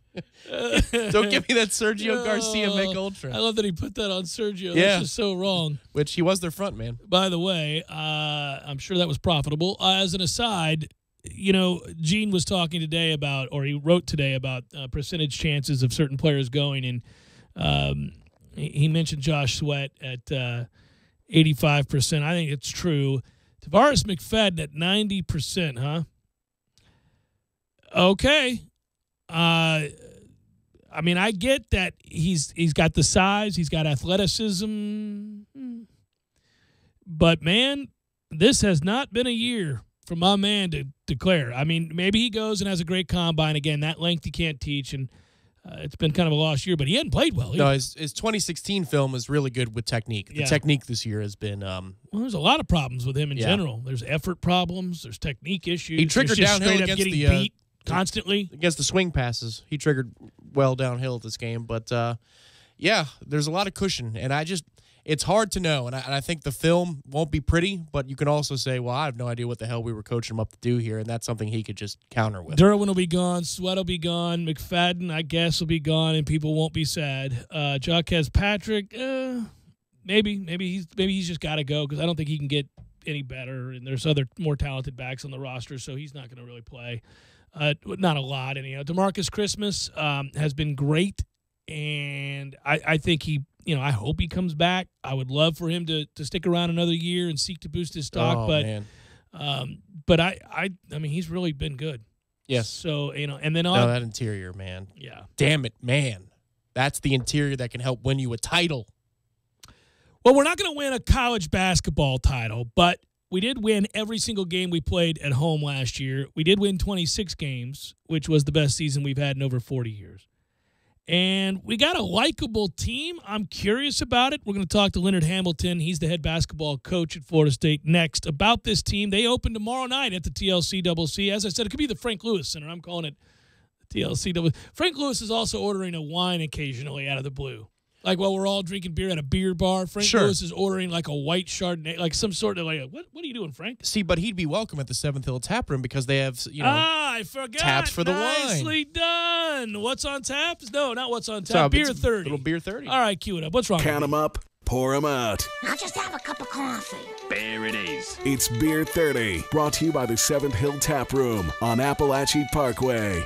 My apologies, 7th Hill Tap Room. You know we love you. I butchered this today, but the message is getting across. Is there a special today beyond just how awesome the 7th Hill Tap Room is on a daily basis? Why, yes, there is. Oh, wow. It's Mix and Match Monday. You're damn right it is. Mix and match them. $1 off all Mix and Match 6-packs of craft beer. And you know what? They're going to expand the bottle enterprise out of the 7th Hill Tap Room. I did. I was told that. That's a good thing. They're going to be more of a bottle shop. Well, I mean, they'll have not to replace. They'll what have they're the doing, tap still, but they're going to have a lot more bottles. That's right. So you can take them home with you. Yeah, tasty stuff. I like that. That's a good thing. Mm-hmm. Cup Club, too. And that's Beer 30, thanks to our friends at 7th Hill Tap Room. Check them out, Appalachia Parkway, underneath the Corner Pocket Bar and Grill. Leonard Hamilton joins us next.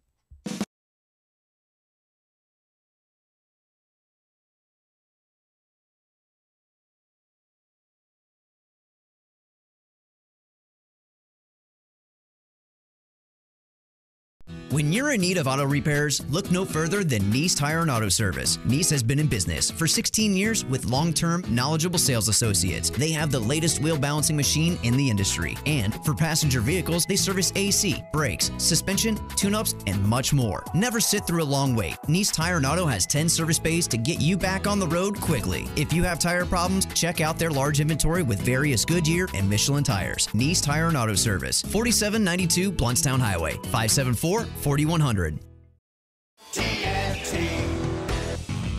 Landowners, only Mahindra, the makers of the toughest utility vehicles on Earth, can give you the best year-end deal on Earth. So let us show you how to get tax savings on your new Mahindra XTV and get cash back and savings up to $2,500 on select clearance models. Plus, get a free roof and Mahindra's 3-year warranty.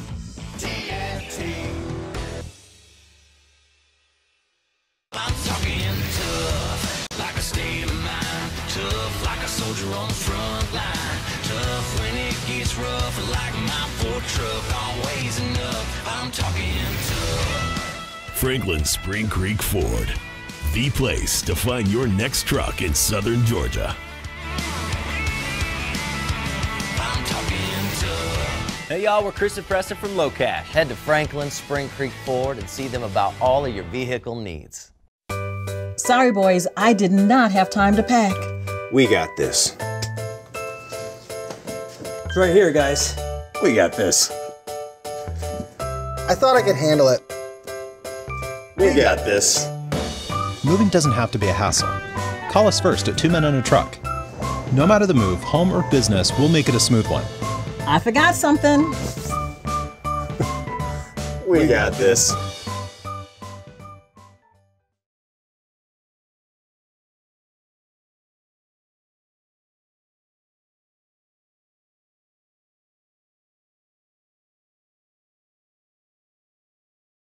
Grocery stores, other city departments, and more. We can even go to the Renaissance Center at 435 North Macomb Street to pay our bill. Wow. The E really does stand for easy, doesn't it? It sure does. E Plus from the City of Tallahassee Utilities. Your own utilities. Hey, handsome. What's happening? I'm ready for a beer, my man. How are you? I am fantastic. This weather is beautiful. Perfect. And I have a question for you. Snow cone or candy apple? Ooh, both are sticky. Both are tasty. Candy apple. No, that's the wrong answer. Halloween or Thanksgiving? Ooh, one is sweet and the other one's savory. I'm going Thanksgiving. Again. 16 Candles or Back to the Future? Oh, my goodness. John Hughes or what's that boy's name? Marty McFly? I'm going 16 Candles. Papa Grande with a Gordo smash. And by the way, I want that. Or a mountain of delicious croquetas. Also with a Gordo smash. Trick question. Either way, you're not going to lose. Exactamundo, my brother. Gordo's, bringing the flavor and flair of Cuban food to Tallahassee since 1996. The Ford year-end sales event is here. Now with 0% APR financing for 72 months, plus $1,000 cash back across a full lineup of Ford vehicles. That's Ford, America's best-selling brand. Now with exclusive holiday offers. Get 0% APR financing for 72 months, plus $1,000 Ford credit cash across a full lineup of Ford cars, trucks, and SUVs. Best-selling based on 2016 sales. Not all buyers qualify for Ford credit financing. 72 months at $1,389 per month for $1,000 finance regardless of down payment on cars and SUVs. 72 months at $1,389 per month for $1,000 finance regardless of down payment on F-150. Not available on Ford GT, Fiesta, Focus RS, Mustang GT 350, 350R, Raptor, or Super Duty. Take new retail delivery from dealer stock by November 30th, 2017. See dealer or go to buyfordnow.com for complete details. Live from the Dale Earnhardt Jr. Buick GMC Cadillac Studios in the capital city of Tallahassee, this is the Jeff Cameron Show on 97.9 ESPN Radio. Man Cave Monday, brought to you by Experamac of Tallahassee. Experamac, Tallahassee's trusted tech source for Apple. Stopping at 346 South Magnolia Drive or call at 765-2012 today.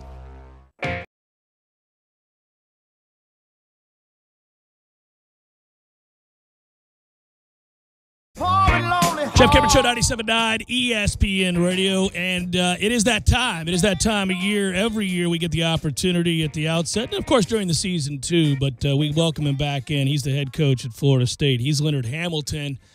It's basketball time. Coach, always great to have you. Thanks for joining us.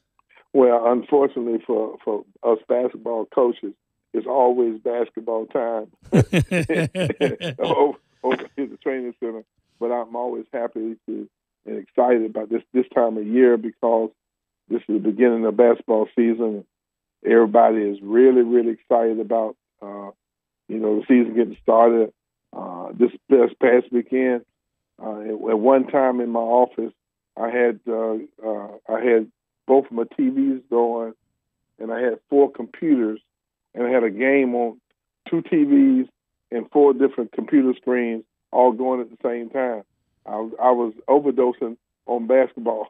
It was a thing of beauty. I did something similar while I was here in studio prepping for show work, and I had on my computer screen the end of the Kentucky-Vermont game, and I was watching the end of the Louisville game, and I thought, man, it's a glorious time of year.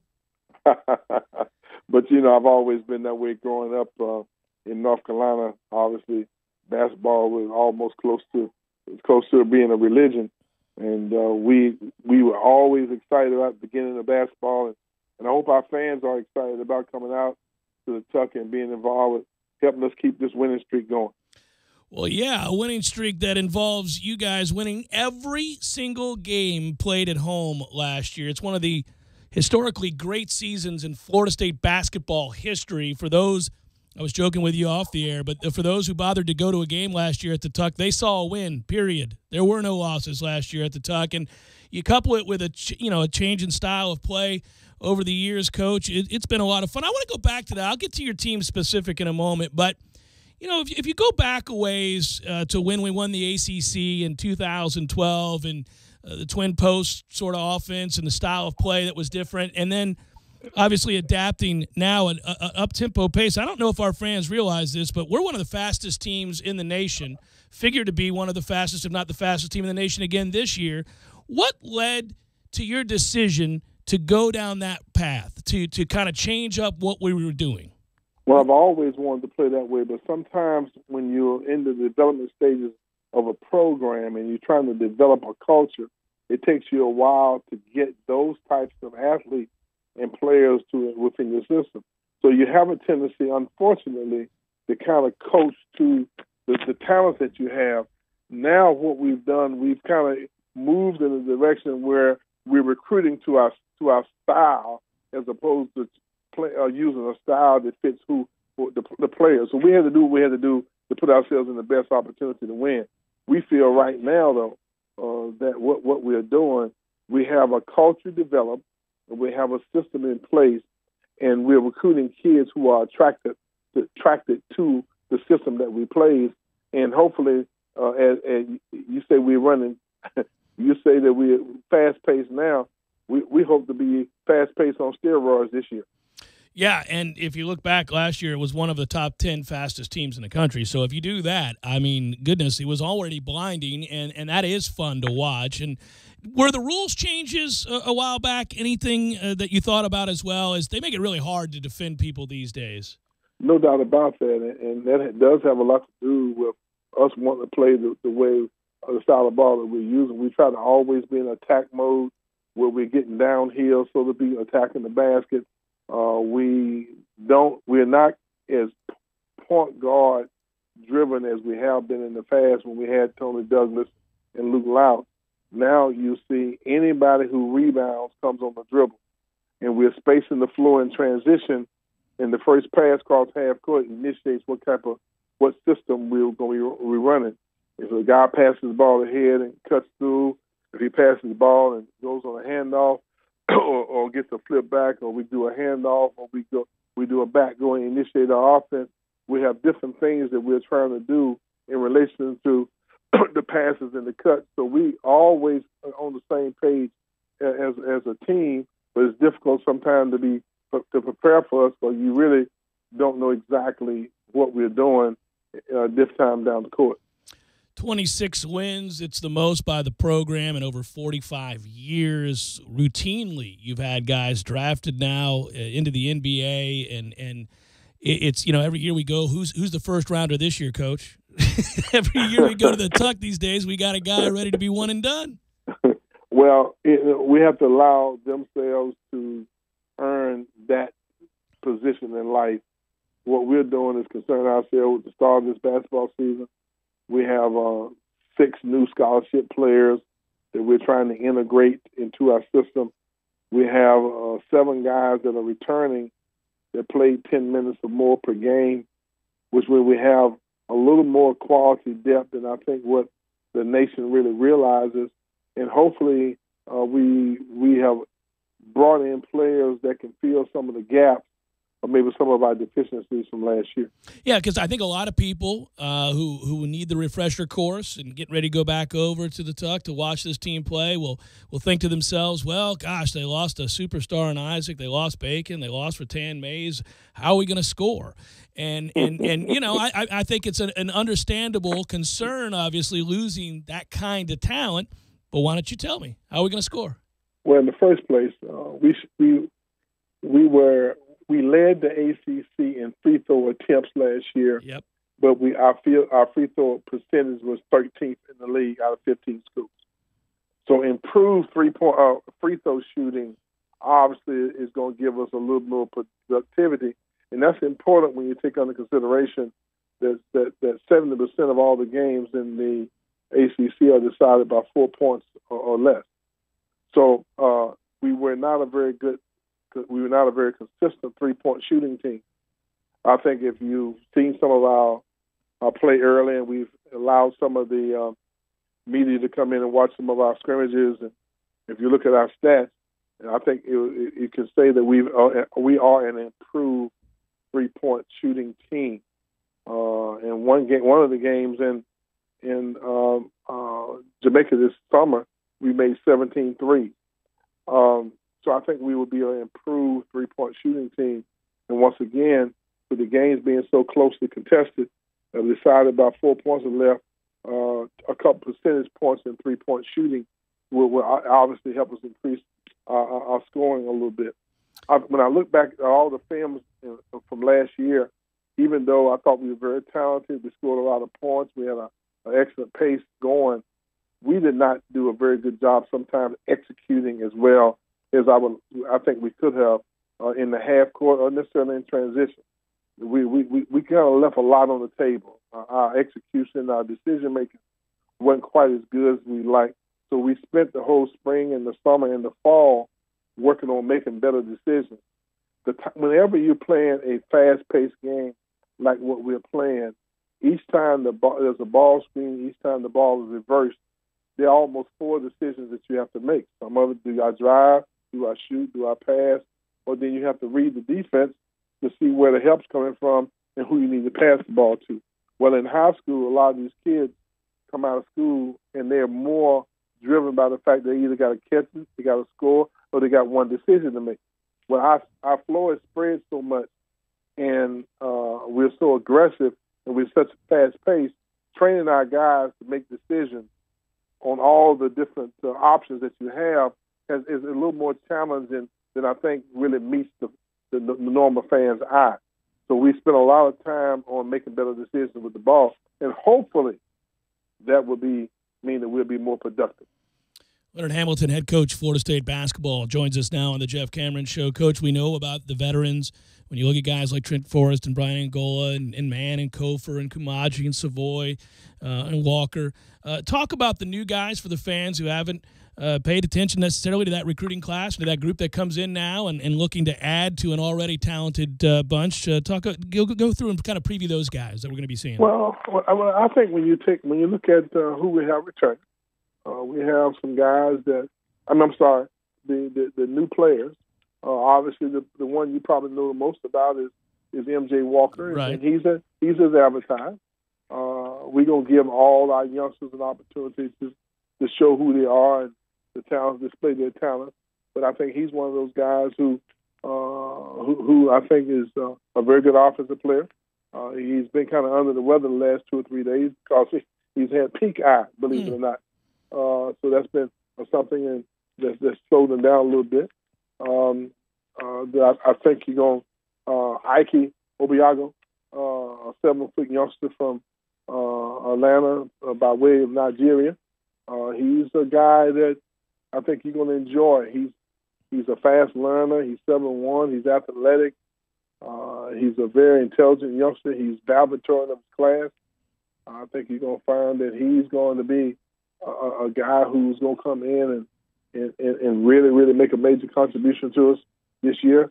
He's a combination, kind of a cross between Bernard James as a shot blocker and a rebounder, and maybe Solomon Arabi, a guy who could go over the left shoulder and right shoulder. So Ike and MJ are guys that you think that people going to enjoy watching. Fiondu, we call him Fee. He's a youngster that we redshirted last year. Yep. He's a youngster from Toronto that people will quickly adapt to because he's a multi-talented youngster. He's about 6'9". He has a 7'4" wingspan. He's multi-talented. He plays inside. He plays outside.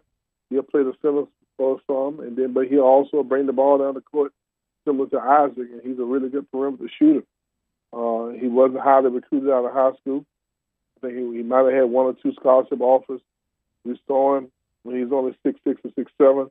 Now he's 6'9" with a 7'2" wingspan, and he's had a year on his belt. So we think that he's a guy that people are going to enjoy watching play. Wyatt Wilt, a youngster from Orlando, very, very good shooter that we think is going to help us with our perimeter shooting. He has a high basketball IQ, very good passer, and very athletic. So we feel very good that he's going to be able to make some major contributions to us as well. And Michael Polite, his father played here. Yep.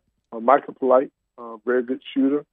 Went to school down in South Florida by way of from Switzerland. Left-hander, good shooter, strong athlete. We're excited about what he brings. And Raquan Gray, which is probably going to be a guy who everybody's going to get to know. He's 6'7". Right now he's at 280 pounds. We need to probably drop down to about 235. But he's extremely skilled youngster, and as he gains more experience and gets in better condition, I think you're going to see he brings a new dimension to our team. So we're excited about our veterans that are returning. Our new guys all are very capable of coming in and making contributions. So the challenge for us is to see how fast our new players can integrate themselves into the system that we're utilizing. From all first indications that the guys are making progress, and that we need to come out to the Tuck tomorrow night at 7 o'clock. Let's take a good look and let them. Everybody needs to judge for themselves. I think they'll like what they see. Yeah, right off the bat, George Washington, you got a 21-game home win streak. It's one of the best in the country, 5th best in the nation, 5th longest in the nation. I mentioned to everybody at the outset of this interview that, of course, Florida State was undefeated at home last year, 18-0. Had wins over Duke and Louisville and Notre Dame and Virginia Tech. I was at all those. A lot of fun to watch. And a historic year last year, Coach. And obviously you hope to, even with the losses of some pretty talented players, kind of build upon that. And I think it's an exciting team and a fun team. And I look forward to watching them. And I thank you, as I do every year, for coming on and kind of previewing. And I'll talk to you throughout the season, Coach. Best of luck. Thank you very much. All right, take care. That's Leonard Hamilton, head coach, Florida State basketball. And you know, it was an historic season last year to win the 26 games and to go undefeated at home and to get to the second round of the NCAA tournament. Obviously, when your season ends with a loss, and everybody's does except for the national champion, you're disappointed because you feel like you can keep it going. And they did have a lot of talent, and so the thought was maybe a Sweet 16 run. Didn't happen. They're not devoid of talent this year. I think in terms of scoring, it will be a little bit more difficult. They will play that pace that I think most of our fans have grown to love. I mean, listen, we did make the Sweet 16, did win the ACC with an entirely different style of play, but it was never really welcomed. You know, the Junkyard Dog defense was one that could be at times painful to watch, a little laborious, as I like to say. I mean, you're sitting there watching 51-48 with 30 seconds to play. Got a little old. The game was transitioning. The rules changed. You can't put your hands on anybody anymore. They sped it up. And in doing so, Hamilton made the decision to shift gears. And we thought at the time, and there was a lost season a couple years ago because of it, where if you're going to make that move and you're going to bring in that kind of talent, some one-and-done talent and offensively skilled as they were, then you're going to sacrifice some things on defense. And they did, and we thought this could be his undoing because he could lose his way. Their identity was gone, Tom. You and I talked about it a lot. And it was very frustrating because you had something to hang your hat on that was winning games, and you abandoned it. But I think in the long run, in terms of winning over the average fan and playing a style of basketball that is really enjoyable to watch, and then obviously having the season they did a year ago, Florida State basketball is in a pretty good place. I think the challenge this year is, can you go back-to-back tournaments? Because you don't like to hurry up and stop, right? Hurry up and wait. And last year you had a team that took the college basketball nation by storm for a while. I mean, they were talked about on a nightly basis because of the winning streak, because of the quality of opponents that they were defeating on a regular basis. I mentioned the wins over Duke and North Carolina, Notre Dame and Louisville, and ranked team after ranked team came in here and got beat, and then they kind of stalled out a little bit on the road, and then bounced back and ended up getting to the second round. Can you make the tournament 2 years in a row is the key. Well, it's a critical year of validation because you don't have a surefire lottery pick like you've had the last couple of years, at least coming into the season and preseason expectations were that, Malik and obviously Bacon and Isaac would all be those. It didn't turn out that way. But that's, MJ Walker is a high-level recruit, but it's not the same thing as Jonathan Isaac rolling into town. So the culture will have to be the king here if you're going to make the tournament again and validate. The one thing quickly that I want to point out is it would appear Raekwon Gray is going to be at the Kyle Turpin Sandpits. The Sandpits. That's correct. I wanted to bring up the Sandpits when he brought up Raekwon Gray because he mentioned his weight more than once. By the way, Raekwon Gray listed at 6'8", 250. They were being kind as Ham just put an extra 35 pounds on him or so. 285, 280, whatever he needs to lose 55 pounds, apparently. But he is, again, awfully young, so an opportunity to, as a freshman, lose all that weight in the sand pits. Yeah. But a big hoss of a kid. By the way, you look at our team, and I will point this out. Kofor, who's been here for 22 years, is 6'8". Raekwon Gray, who I just mentioned, is 6'8". Even Trent Forrest is 6'5". Brian Angola is 6'6". Ike Obiagu is 7 feet tall. Palit comes in at 6'7". Man is 6'6". Kamaje 7'4". He mentioned Kabengele. Fiondu is 6'9", 240. Even MJ Walker is 6'5", 210 coming in here. Yeah. He's a Wyatt Wilkes, the kid he mentioned from the outside, the freshman from Orlando, Florida, who's a shooter, is 6'8" and long at 220. So they got size again. Yeah, so you should be affecting the perimeter. This is an interesting season. Also, it's 45 pounds, FSU math there. But this is an interesting season because, you've got size to defend the perimeter like crazy. You like what Man is as a rebounder. I think Kabengele is also going to fill up the stat sheet as a rebounder. Big dude. And then you've got shot alterers in Kamaje and then Ike as well. So, there are a lot of pieces to look kind of like we did when we were playing junkyard dog defense. Except for we don't play that style of basketball now, and the rules don't necessarily allow for it. But, yeah. But there are some smart players. I mean, high basketball IQ players, which I think is a little bit different than those days when it was about athletes and teaching them to be responsible defenders and then hope that Tony Douglas can score 30 on a given night or that, Derwin Kitchen can get you 16 with 10 boards as he was an excellent rebounder, kick out threes.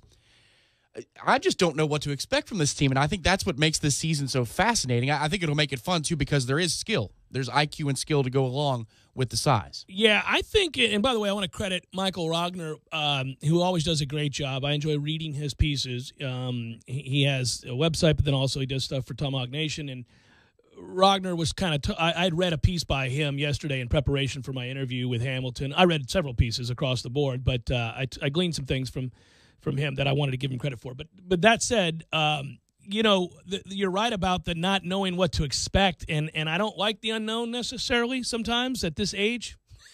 I'm not a guy who loves the unknown, but here's what I do know. I know that, okay, so it's George Washington tomorrow at 7 o'clock, and then it's Fordham down in Jamaica. Montego Bay ought to be a fun trip. Colorado State after that, Kennesaw State, the Citadel. I'm going non-conference here, Rutgers throughout the remainder of November.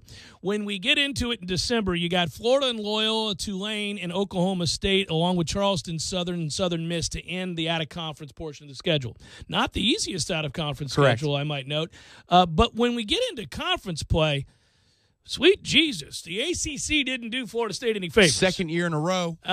Duke, North Carolina, Miami, Louisville to start. Mm-hmm. Oh, well, you handled 6 in a row last year of opponents that were ranked. Here we go. Here you go again. Yeah, and then you get the Cuse in here, which figures to be down. You got Boston College, Virginia Tech, Georgia Tech. This is when you're going to have to make hay.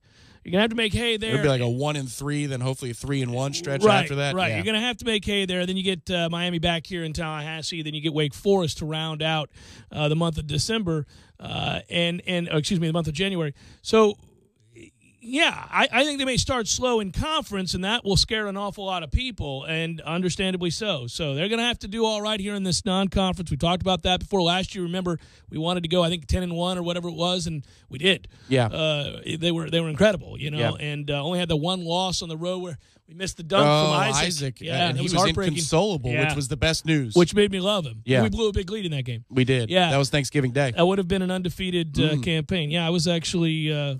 Very frustrated. That was a tough Thanksgiving dinner. I was still pissed. Well, they were making threes all over the place. That kid was falling out of bounds making threes. We're all smiles, right? Because last year was a fun year. It did not end the way we wanted, and we could kind of see the way it was about to end, even though Xavier was a surprise to the nation. They ended up playing extremely well. But this is an important year, is it not? Yeah, well, they went. Yes. And also because Florida State basketball fans are somewhat unforgiving, oddly, and also they have amnesia as to the successes. They remember all the failures, of which there have been plenty, admittedly, but most won't remember they won 26 games, which is the best record in the program over the last 46 years. That's pretty amazing. They won't remember they went undefeated at home. But it wasn't enough, man.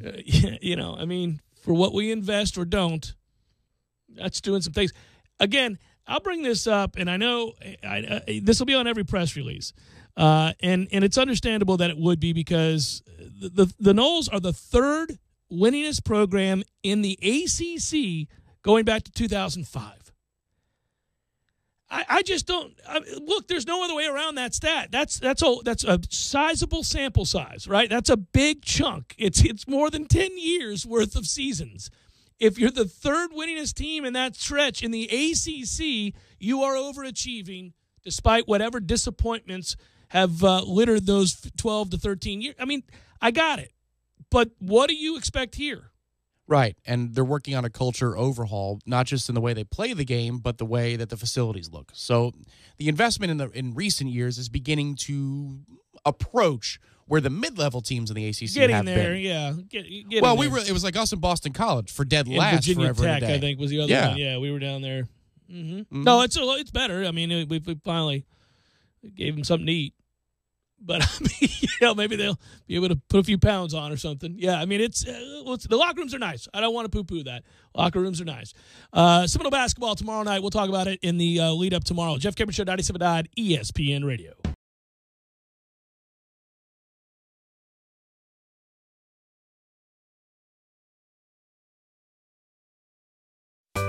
Sorry, boys, I did not have time to pack.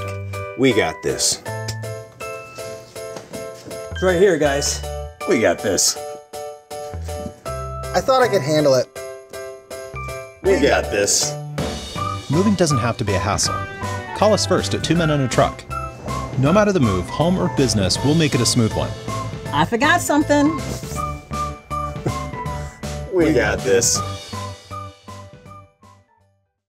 When you're in need of auto repairs, look no further than Nice Tire and Auto Service. Nice has been in business for 16 years with long-term, knowledgeable sales associates. They have the latest wheel balancing machine in the industry. And for passenger vehicles, they service AC, brakes, suspension, tune-ups, and much more. Never sit through a long wait. Nice Tire and Auto has 10 service bays to get you back on the road quickly. If you have tire problems, check out their large inventory with various Goodyear and Michelin tires. Nice Tire and Auto Service, 4792 Bluntstown Highway, 574-4100. Landowners, only Mahindra, the world's #1 selling tractor, can give you the #1 year-end deal. Let us show you how to get tax savings on the toughest tractors on earth and get up to $7,400 in discounts along with Mahindra's 7-year warranty. Plus, get an Emax 22 with mid-mower for just $134 a month.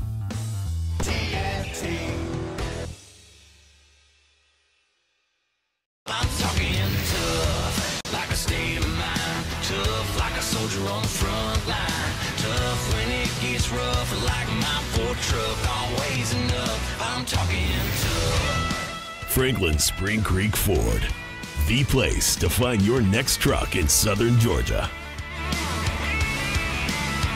I'm talking tough. Hey y'all, we're Chris and Preston from Low Cash. Head to Franklin Spring Creek Ford and see them about all of your vehicle needs.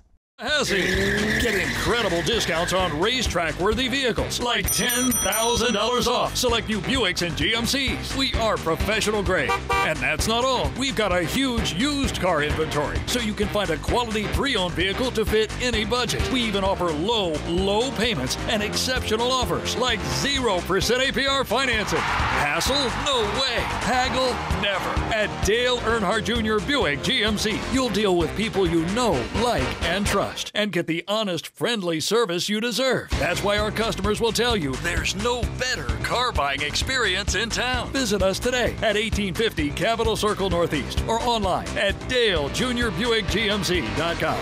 And remember, you too can be a Hendrick driver.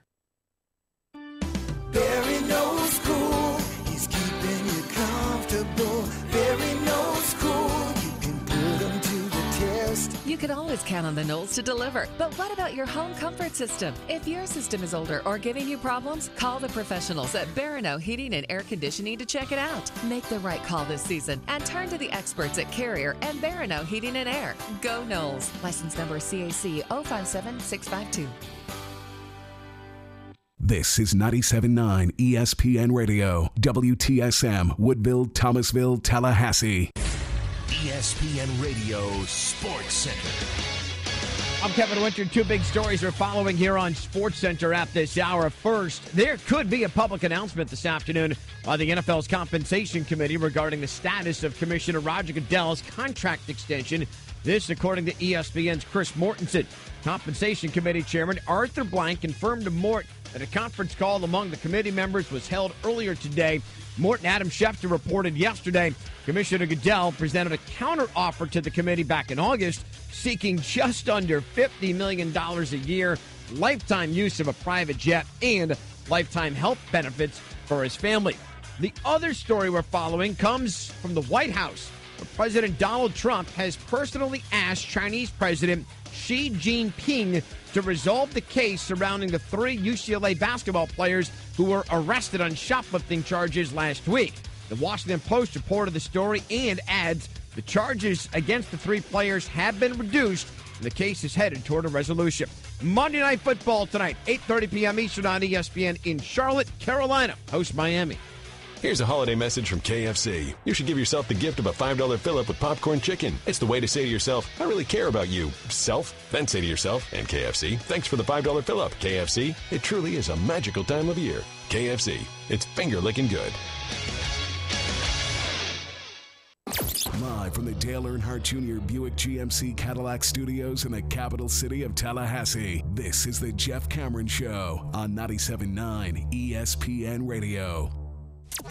Man Cave Monday, brought to you by Experamac of Tallahassee. Experamac, Tallahassee's trusted tech source for Apple. Stopping at 346 South Magnolia Drive or call at 765-2012 today.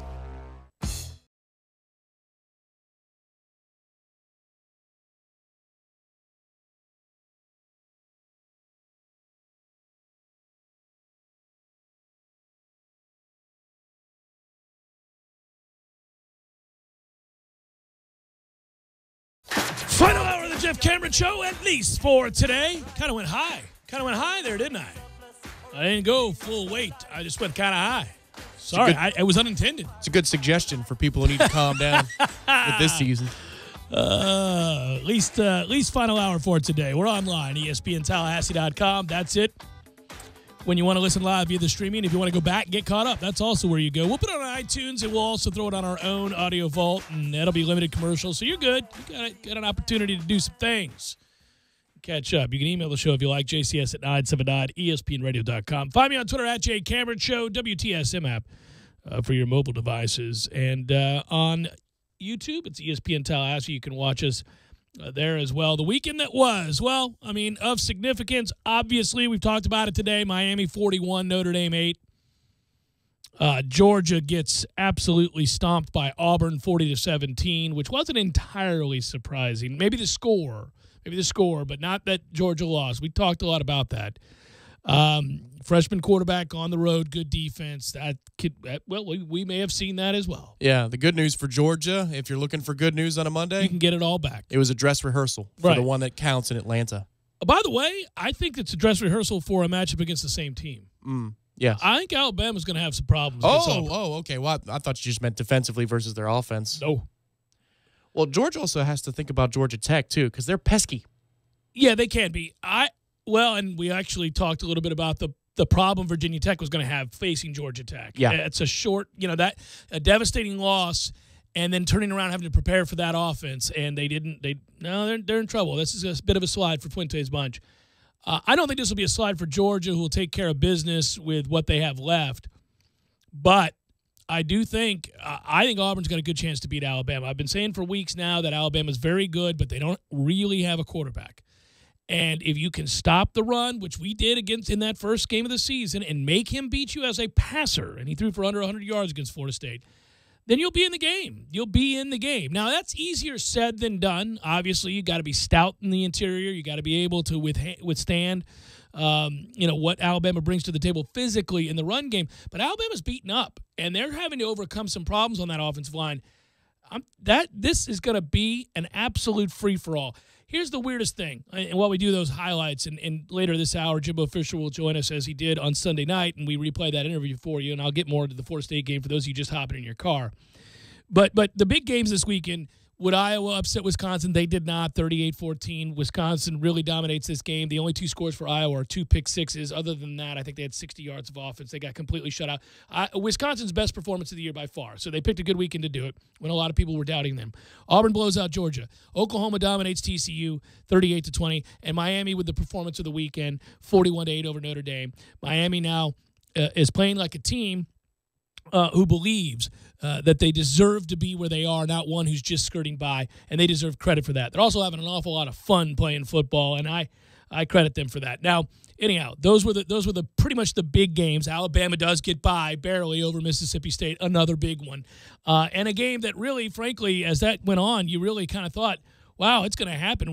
There's a chance 1, 2, 3 are going to go down, and all that stuff was going to happen, but alas, no. There's not a great team. There's just not a great football team out there. They were easily identifiable over the last couple of years where you could go, yeah, that team's great. That team's great. Oh, it's going to be tough. That's a hard team. These two teams are surely going to meet. And I see problems with Clemson, who I don't think is a great team. Certainly allowed Florida State to be in a game that they should not have been in.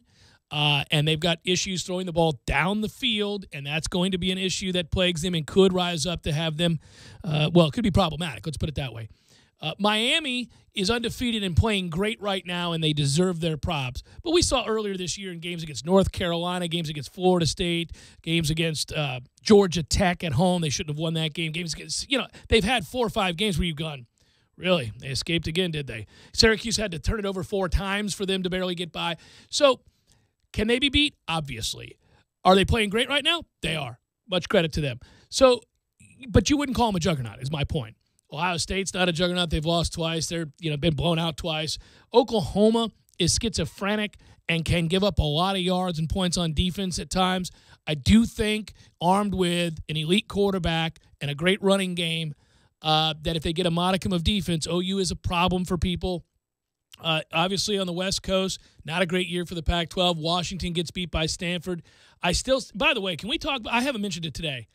I don't know if you watched the game Friday night, but it's 14-7 Washington, and they have the ball at the Stanford 15 or thereabouts. I'm not 15, 10, somewhere in there. 4th and 1. I get fourth down math. I get you here. That's not a great Stanford offense. If you kick the field goal, you go up 2 scores. You go up 17-7. I'm taking my chances there. This is in the first half. I get you, second quarter. They go for it, gets stuffed, flips the game on its ear. Stanford goes down and scores, and Washington loses the game. I'm kicking field goals there all day long, people. Well, that's college football in a nutshell. Momentum can change in a heartbeat. We talked about it last week, hearkening back to the Florida State-Clemson 2016 matchup where the clipping call changes everything about that game in the second half. I mean, frankly, it's penalties. It's questionable penalties on Clemson that keeps us alive and gives us a chance in the second half of our game. That and turning it over inside the 5. And really, gosh, here's where I agree with Fisher. Who knows? I mean, if you pick up the ball and it's a scoop and score of 90 yards. Renfro's right there, though. Maybe, but they went ahead, somebody block him. I mean, there's kind of an opportunity. Who knows, right? I want my little receiver trying to tackle that man. Let's see what happens. But it's frustrating because there are some plays to be made. Obviously, the 4th down play is there to be made. Just an overthrow, slight overthrow. I still think my receivers got to get that. You got the Nuni Murray play. You have the drop post earlier in the game. Obviously, the first half is abysmal. You can't run the football. Ultimately, when you look at those rushing statistics and you see Clemson, I know it's only 4.6 yards per play, but it's still over 220 yards rushing to Florida State's 20-something. There's your game in a nutshell. You can't have that kind of disparity. And actually, I agree with you.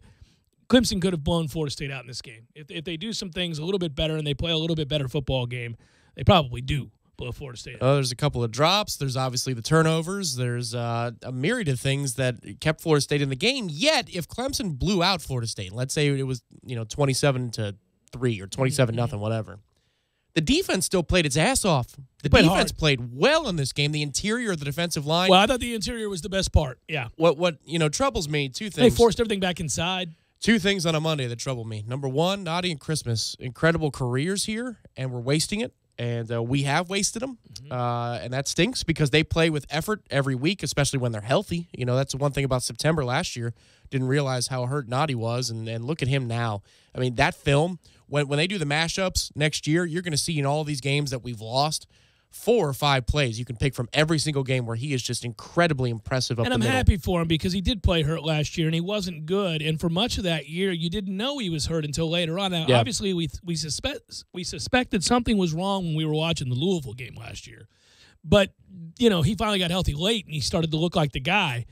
But he's been healthy this year, and he's played great every game. And Christmas has played great every game. The interior has been the strength. Obviously, the ends played really, really well this weekend, too. Burns had a career game. But the second thing is what you open with. There isn't a great team this year. We should be in the mix, even with the injuries. We should be in the mix. I mean, as gettable as each of these teams are, and as close as a lot of our results have been, come on, man. We should be in the mix this year. What the hell? It's very frustrating. I am excited to see, even though we're not part of it, I am excited to see how this is going to play out because I think it's going to be controversial. I think you're going to have a situation that gets very, very interesting. Oklahoma, I talked to you about Oklahoma, and everybody knows that's my other squad, if you will. I'm looking at some numbers here that are just mind-numbing in terms of 500-yard-plus offensive days this season.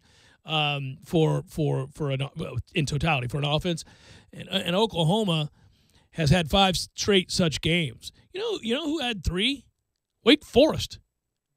I mean, that's I would not have guessed that. Yeah. Wake Forest has it's been a good year for Wake Forest. No, I mean, as an aside. Listen, it's kind of like playing darts, like a game of darts, and you're behind on points, and so you just have to keep pointing, and it just turns into this long 20-minute game. Right. No We're going reason. forever and ever. That's what last week was with Wake Forest and Notre Dame. Wake got behind. They had a turnover deep in their own territory. Notre Dame goes up multiple scores. Right. But then Wake presses and presses and presses and presses. So the next thing you know, there's 1,100 yards of offense in that game. It was nuts. Well, at the end of the day, it's gotten very hard, and you'll hear to talk about. It's gotten difficult to discuss because there's not a lot new to point out here. And in the midst of all this, The lone thing, as a Florida State fan, that you latch on to is that Florida's struggling, but they've already made a decision to fire their coach. So there's a clear cut into all this. They fired him, and they're going to bring in somebody else, and there'll be an infusion of life.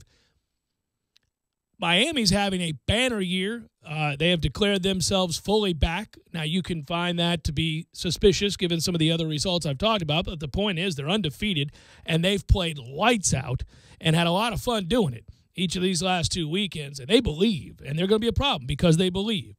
And, you look around and you see, well, you see that the program is at a bit of a crossroads, and you still got to play these games. And, who in the world is all that excited this weekend against Delaware State? I got my brother coming to town. His oldest daughter may come to Florida State, and she's going on a tour on Monday, and she's coming to the game, and I'm very excited to welcome them. And I just wish, we're going to go to the game. I just wish that they're not going to get a tenth of what this place can be. Well, yes, but the good news about this Delaware State game this weekend? There isn't a good college football game this weekend. It's like Wisconsin, Michigan, and there's a whole bunch of sorry-ass games. Well, all of them will be better than ours. But you can at least go to the game and say, well, I'm not missing anything if you're going. Yeah. Let's enjoy some nice weather. Yeah. The camaraderie of tailgating, nice weather. Maybe we get to see our offense score in the 30s. There you go. We did get a third-quarter touchdown, baby. Hey, all right. A little Bronx cheer, huh? That throw to Nooney, though.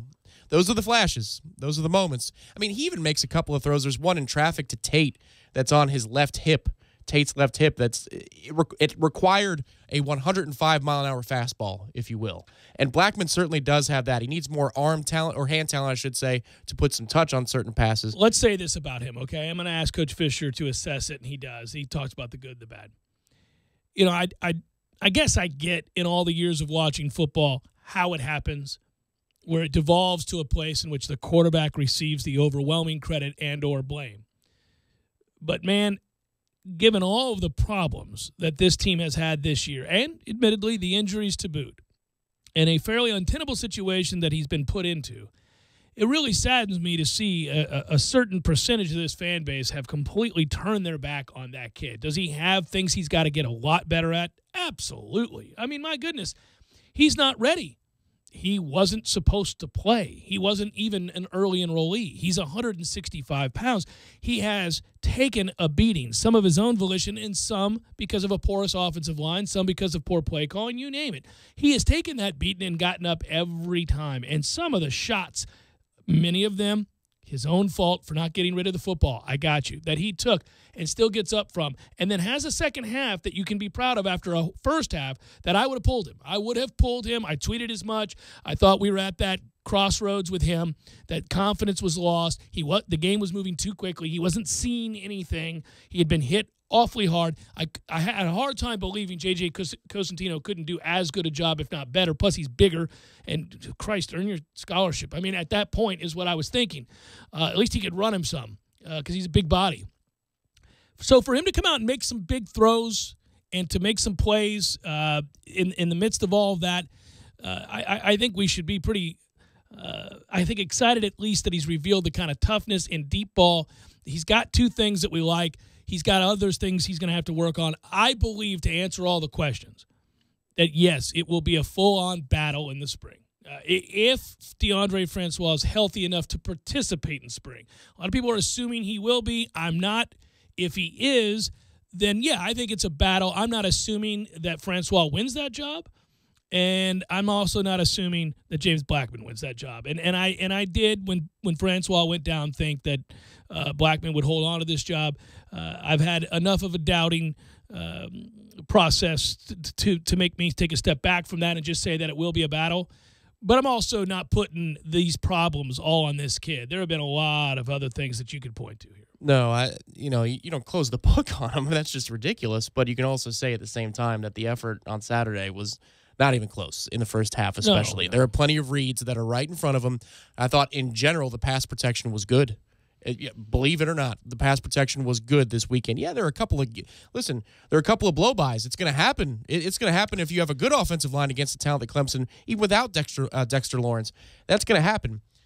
But by and large, the kid had time to make decisions. It was the offensive line's run blocking on perimeter runs that was atrocious. Well, and I don't understand why we keep calling those. I wasn't a big fan of the outside zone, slow developing stuff that we saw in this game. But it's also it's a complex issue because the blame can also be placed on the head coach and his teammates. While we're waiting 3 weeks during the hurricane delay, every day there was a new quote about how great James Blackman is. And so therefore the expectations became otherworldly for a true freshman quarterback. You're seeing what a true freshman quarterback should look like. Right. And who had been here for a matter of weeks. Right. Not even an early enrollee. Every day after the coaches show, Monday press conferences for those 3 weeks. Probably instill confidence, but I thought they overstepped the bounds. What we were saying was, good Lord, here's another one, more effusive praise. Well, and the problem is, like, for example, when you get a lot of blame going on this kid, on that kid in this game, well, they're devoid of a running game. I mean, they have no running game to speak of, and now the world knows to pin their ears, and that happens to be a very talented group that's pinning their ears. This is an average offensive line on its best day. He's going to get killed. He's going to take shots. Even when he gets the ball out of his hands, he takes shots. Jimbo called about 5 to 7 really, really great plays in this game, but I don't think he called a good game. And I know it's hard to see everything a coach sees from the all-22, but I think if you run right at them, you stand a better chance than if you run this perimeter nonsense. I go back, Tom, I go back to Miami and Duke. I think you got to give Cam Akers the ball more often. I don't care if it's a straight handoff. You have to. Of course. Go back to Miami and Duke. There are back-to-back game plans that make perfect sense. We line up. We run the ball right at you. We're going to be physical. We're going to roll our quarterback out of the pocket to buy time. We're going to throw off a play action when we can. We're going to try to win field position and play good defense. And then post-Duke, you get Louisville, and everything's abandoned. Everything's in the shotgun. Louisville, Boston College, Syracuse, now Clemson, slow developing. Now we had some runs against Louisville, but it's very frustrating. Too much. I think 70% of that game we were in the shotgun. It just drives me nuts. Yeah, the things that I thought were excellent are the obvious plays that we missed. You know, the fourth down throw to Tate, and obviously the third down to Nooney Murray. Both of which are touchdowns. The trick play is fantastic, which we were calling for all week last week. Flea flicker, baby. There you go. You win it. You win the pool. Flea flick. It was not a toss pass. It was a flea flicker. Got my flea flick, baby. I was waiting for it. Also, the tempo on 3rd and shorts or second and get down. to the line of scrimmage. Get to the line of scrimmage and go. Calling for that for a while. That happened 3 times. The Patrick touchdown and a couple of quick first down conversions. And lo and behold, it worked because they're not exactly set. Oh, Clemson was late to the line of scrimmage. Exactly. It's what happens when you play with a little tempo. That's a sign of that's hope, man. That's hope for the future. Okay, you use that in this situation. It worked. So there's positive reinforcement. One would think with positive reinforcement, what happens? It comes back. We use it again. So these are all good things. But, if you're not going to test them right up the middle, I hesitate to say that we couldn't block them in the running game. We didn't try to. All we tried was perimeter runs. The 1/3 and short we tried with Patrick, you run to the right side of the line, you bring Tate in, telegraphing pre-play that this is what the call is going to be. So I just think in the running game, we didn't give it enough chance with enough variety, especially with our best player. Yeah, early in the game, we abandoned it a little bit, and Jimbo's answer to that is coming up, and it's going to be that we were down 3 scores. I understand. Possessions. Well, it's college football. Well, and also, he had a pat answer there. He was prepared for that because he knew he was going to be asked about it because he probably realizes it was a mistake. Hope so. But, it's tough to stomach. Tell you what I did see. Speaking of all that stuff about stopping the run and dictating terms, Josh Adams averaged 0.6 yards a rush before contact. Not even a yard before getting hit. Now, I'll grant you they got way behind as well, and at that point it was all was lost. But early in that game, everything was so slow developing, and Miami was attacking. We texted in the first half, and you sent me something to the effect of "This is my nightmare." But well, I said this season's my nightmare. Miami is legitimately playing great, and they deserve credit for it. And we're awful, and the Bucks are terrible. I got nothing. I got nothing over here, pal. I got nothing. You know what I got? I got the Lightning, who won again last night. That's right. That's what I got. You got a win over the Jets. Which, again, I got nothing. Right. I got nothing 15-10. But, get the hell. You're often talking about it on a Friday or a pregame show. Take a look at the line of scrimmage, the first few drives that tells you the story. It was apparent. Down in Miami. Very obvious that Miami's defensive line was going to carry the day. It was sustainable. Their edge was sustainable. And so it became the moment they score a couple of times, you're thinking, well, okay, I don't know how Notre Dame gets to say 24. In that moment, because there's still plenty of time in the game. But Notre Dame had a quarterback issue. I keep saying that a lot. Yeah. Even the teams that are good right now, look, Miami's a good example. They don't have much at quarterback. Correct. He's average. Notre Dame doesn't have much at quarterback. Georgia doesn't have much at quarterback and from. We certainly don't have much right now. I don't think Clemson has a lot in Kelly Bryant. He's a big, strong dude. The principal difference, though, between Alabama doesn't have much at quarterback. Watching games on Saturday and Sunday, doesn't matter. If they're not that great at quarterback, you're still watching entertaining football games. And in the NFL, they all suck. If the I'm talking about the games, the quality of the game. If the quarterback's no good, then the game's not going to be good, period. We were all so devastated, and rightfully so, when Aaron Rodgers went down. Now all we have is Brady throwing it around the lot, and everybody else is just pretty much. It's a rough day. My Jimbo Fisher Mountain Dew coach's interview, forthcoming.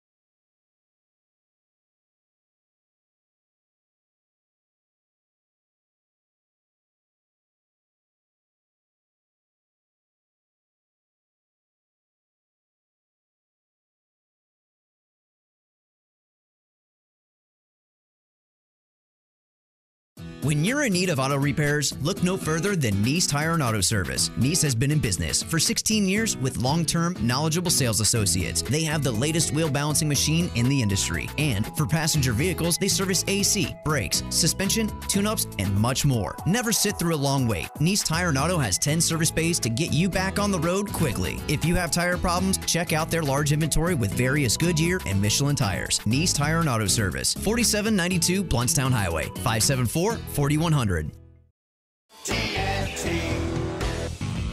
Landowners, only Mahindra, the makers of the toughest utility vehicles on earth, can give you the best year-end deal on earth. So let us show you how to get tax savings on your new Mahindra XTV and get cash back and savings up to $2,500 on select clearance models. Plus, get a free roof and Mahindra's 3-year warranty.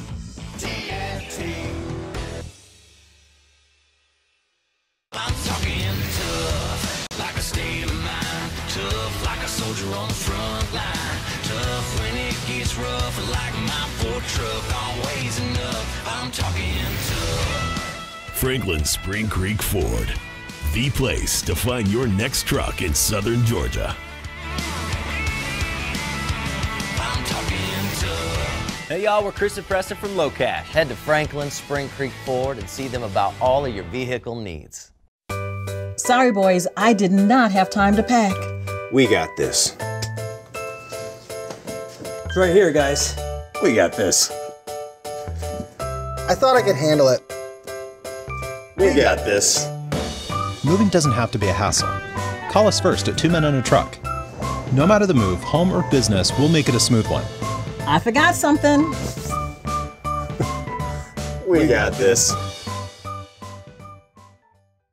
Based on 2016 sales, not all buyers qualify for Ford credit financing. 72 months at $13.89 per month for $1,000 finance regardless of down payment on cars and SUVs. 72 months at $13.89 per month for $1,000 finance regardless of down payment on F-150. Not available on Ford GT, Fiesta, Focus RS, Mustang GT 350, 350R, Raptor, or Super Duty. Take new retail delivery from dealer stock by November 30th, 2017. See dealer or go to buyfordnow.com for complete details. What's that? Oh, holiday card from the Wilsons. Are we friends with them? Yeah, but I didn't think we were holiday card friends. When your priority is sending out holiday cards on time, you use the United States Postal Service because you can't let the Wilsons think they're an afterthought. Honey, are we also holiday card friends with your mom? Really? Get your cards out on time with USPS, the United States Postal Service. Priority you. And now with the Informed Delivery feature, you get a digital preview of your mail before it arrives.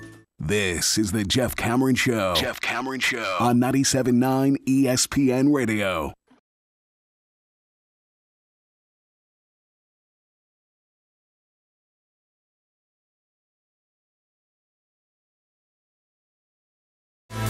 Jeff Cameron Show, 97.9 ESPN Radio. We'll get you to the Jimbo Fisher Mountain Dew interview momentarily. Yeah, if you missed that interview this morning or in the 3 o'clock hour, it's, I kind of feel like you just don't. He sounds like a guy that is doing an interview because he's got to do the interview, which I appreciate. And I sound like a guy who doesn't know another angle to take in asking the questions. I just don't know where. It's another game and it's another loss, and you haven't beaten anybody who's any good this year. And the 2 games that you won, the 3 games that you've won, by the hair of your chinny chin against teams. Wake Forest just hammered Syracuse. Syracuse isn't very good. Let's just say it. So now you've beaten Duke, who's lost 5 straight or 6 straight, whatever they've lost. Your best wins against Wake Forest. Yeah, but exactly. We beat that Wake Forest team. That's right. We held them down. They scored 63 this weekend. It's your best win, and you barely got it with a late touchdown. It's a win. It counts. But it just is really, really, really tough to reconcile the elite level of talent at Florida State and a 3-6 record with 3 wins over bad teams, all of which you barely won. And, it's you can also argue, I get it, you can argue, well, they should have beaten Louisville and they narrowly beat Miami, who's now undefeated and ranked in the top 3. And, gosh, they really held up against Bama. Yeah, but they didn't win those games. None of them. They didn't win them. None of those games. They don't beat good teams. And their record over the last few years is not good against ACC teams. It's not, especially not the good ones. So it is, it's just a affirmation of what you already knew going in. True, I sound like a broken record, but that's how these interviews sound. And that's not disparaging towards Jimbo Fisher. He did the interview right on time, and he doesn't say anything that's salacious or that I have a problem with.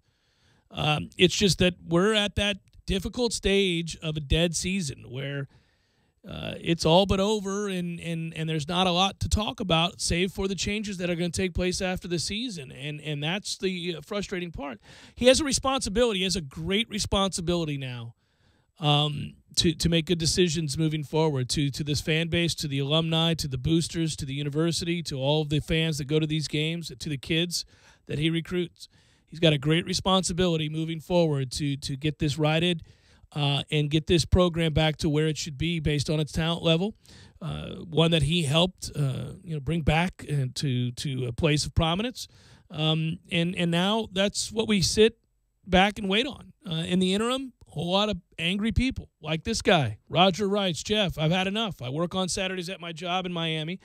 I am able to watch our beloved football team in my office while I'm at work, but after watching the first half of the Clemson game, especially the fumble where 4 Seminoles are surrounding the ball and Clemson gets it back, I just decided I'd had enough. I turned off the TV. I'm headed back to work. I'm looking forward to hearing about FSU basketball this year, about the choo-choo or the ding-ding, anything but this. Thanks for helping me keep sane through this miserable, miserable year. Hashtag a-hole, Roger. I mean, now listen, let me tell you something. That's one of many that we've been getting for weeks. Hashtag a-hole. And it goes on and on and on. And I think a lot of people in this fan base do feel that way. And it's, you feel a little devoid of real hope here. I warned that, again, when you watch the games play out, losses happen for a reason. And when they do, they elicit emotion. And in this game, you could point to the numerous plays that Clemson has that would have allowed this to be an absolute beatdown. But it wasn't, because Florida State forces turnovers and gets some stops in the red zone, and there they are with the ball with a chance, 7 minutes to go in a game, down 3 at the 50. They got a chance to win the game. Despite all that other stuff, they got a chance to win the game. And much like the season, first play, Oh, yeah, it lasted one play. We had said over the entirety of the week that, can we just make him nervous? Can we feel that through the television? Oh, we made him nervous, yeah. Yeah. And you could feel it through the television, too, by the way. Exactly right. That stadium was like, what in the hell is going on here? Mm-hmm. After the trick play touchdown, there's a real feeling in that stadium of, guys, are we going to lose this game? Yeah. But once again, stick with it because this is the most critical late November and December since 2009 for the program. It's a critical one. Got to make good decisions, but they're tough decisions. Real tough decisions, and hopefully behind the scenes there are a ton of answers. It's with great hope that that's the case. Everybody holds out that hope now, and I will admit, okay, so when you hear this interview, you might say, Coach is just saying the same thing. I don't, in fairness to him, what else can he say at this point other than things like keep sawing wood and it's in inches and it could bother you, but I don't know what else he can say. He can't say, boy, I got to tell you, we suck to high heaven, everybody. He's not going to do that, and nor should he. Coaches in these situations are up against it. They're in a bad spot. They're going to deal in rhetoric. And then behind the scenes, hopefully they are feverishly looking for answers, which I assume he is. I know people are yelling at the radio. No, a lot of these are easy decisions. They're easy decisions, Tom, but there will be tough ones along the way. And the phone calls that are being made right now are critical because there are going to be a lot of teams looking for assistants, coordinators, even a head coach in the case of Florida down there in Gainesville. Tennessee just fired Butch Jones. There'll be more job openings as we move along without questions. Also, the reason I say we're at a critical juncture, just as you have, and it's not just that you're 3-6, and maybe you win the next 3 games. It's very, very, very possible that they do. Certainly they won 2 of them. I think they got a good chance to beat Florida, who's not very good either. And you get bowl eligible. It'll still be empty, but it'll be better than not being bowl eligible. It'll be better than finishing under 500. But look what's happening in Miami. They survived a bunch of real close games in which they weren't a real good team. They were a lot better than they were a year ago, but they weren't a real good team. They could have lost to North Carolina, could have lost to Syracuse, could have lost to us, could have lost to Georgia Tech, should have lost to Georgia Tech if not for a tipped lucky pass. They have a lot of lucky wins. They just do. But they won those games, and they began to believe. And on Saturday night, they played their best game of the year a week after playing their best game of the year. That's back-to-back ass beatings against Virginia Tech and Notre Dame, well-coached teams that have been playing well into the moment, went down to Miami where there was real atmosphere and got dominated. And I'll tell you what I really want to see again, and it's something Miami has and I'm jealous of, and I openly admit it right now. They have created an environment in which kids have a lot of fun playing football. They love to play football. They are so enjoying the game. The charging off the field to put on the turnover chain is awesome. It just is. Those kids are so excited for one another. After every big play, after every tackle, after every touchdown, the celebration is that of a group celebrating the end of a torturous run of terrible football. They found it. The light, it flickers, buddy. They are good to go, and he's got that thing turned around, and in a hurry. They are doing no favors to Florida State. And soon Florida will have a new staff, and with it will come the infusion of life, as it always does with a new head coach. And if they go with Scott Frost, the anticipatory aspects of that offense, and when they throw the football the way they do, it fits Florida. It'll remind you of Spurrier with some of the stuff. And so maybe it works, maybe it doesn't, but it'll feel innovative in the moment, and kids will attach themselves to that, right? And, man, you better be careful. You better be very careful. That's why I say, not only does he have a responsibility, but as you say, it's a critical time for Florida State. Because just like that, boom, it's flipped. And I know Georgia got blown out this weekend, but they've got it going on. Clemson's had it going on. You could be buried in the region in which you recruit, and certainly within the state, just like that. Yeah, Georgia's got Fields. They'll be fine. They're going to be really good. And this is me talking to Jimbo Fisher last night. They're going to be really good. And this is me talking to Jimbo Fisher last night. It's the Mountain Dew coach's interview. Coach, normally, obviously, we all hear what you say after the game. I get the opportunity to talk to you when you've looked at film. there are some obvious things about this game, but I wanted you to assess the differences between the first half and the second half. You get some things going on offense. Obviously, in that first half, seemed like Clemson really dominated the line of scrimmage. What did the film tell you? It did, and they were early, and a couple times we didn't get off the snap count on time because young guys up there hearing on and that noise and had to get used to that. The mechanism was a little louder than they thought, and they got a couple jumps on some plays, and then we got backed up in field position. We moved it well. And then James, we missed a block on a blitz, but he could have still gotten it out, and that caused that turnover. And then they got some momentum, and then we were backed up most of the time. Just couldn't get anything going until a little bit of drive before the half. We got a little too many, hit a couple passes, and then we come out the second half, thought we could pass block a little better. Guys got used to it, and then started throwing the football around, started making some plays.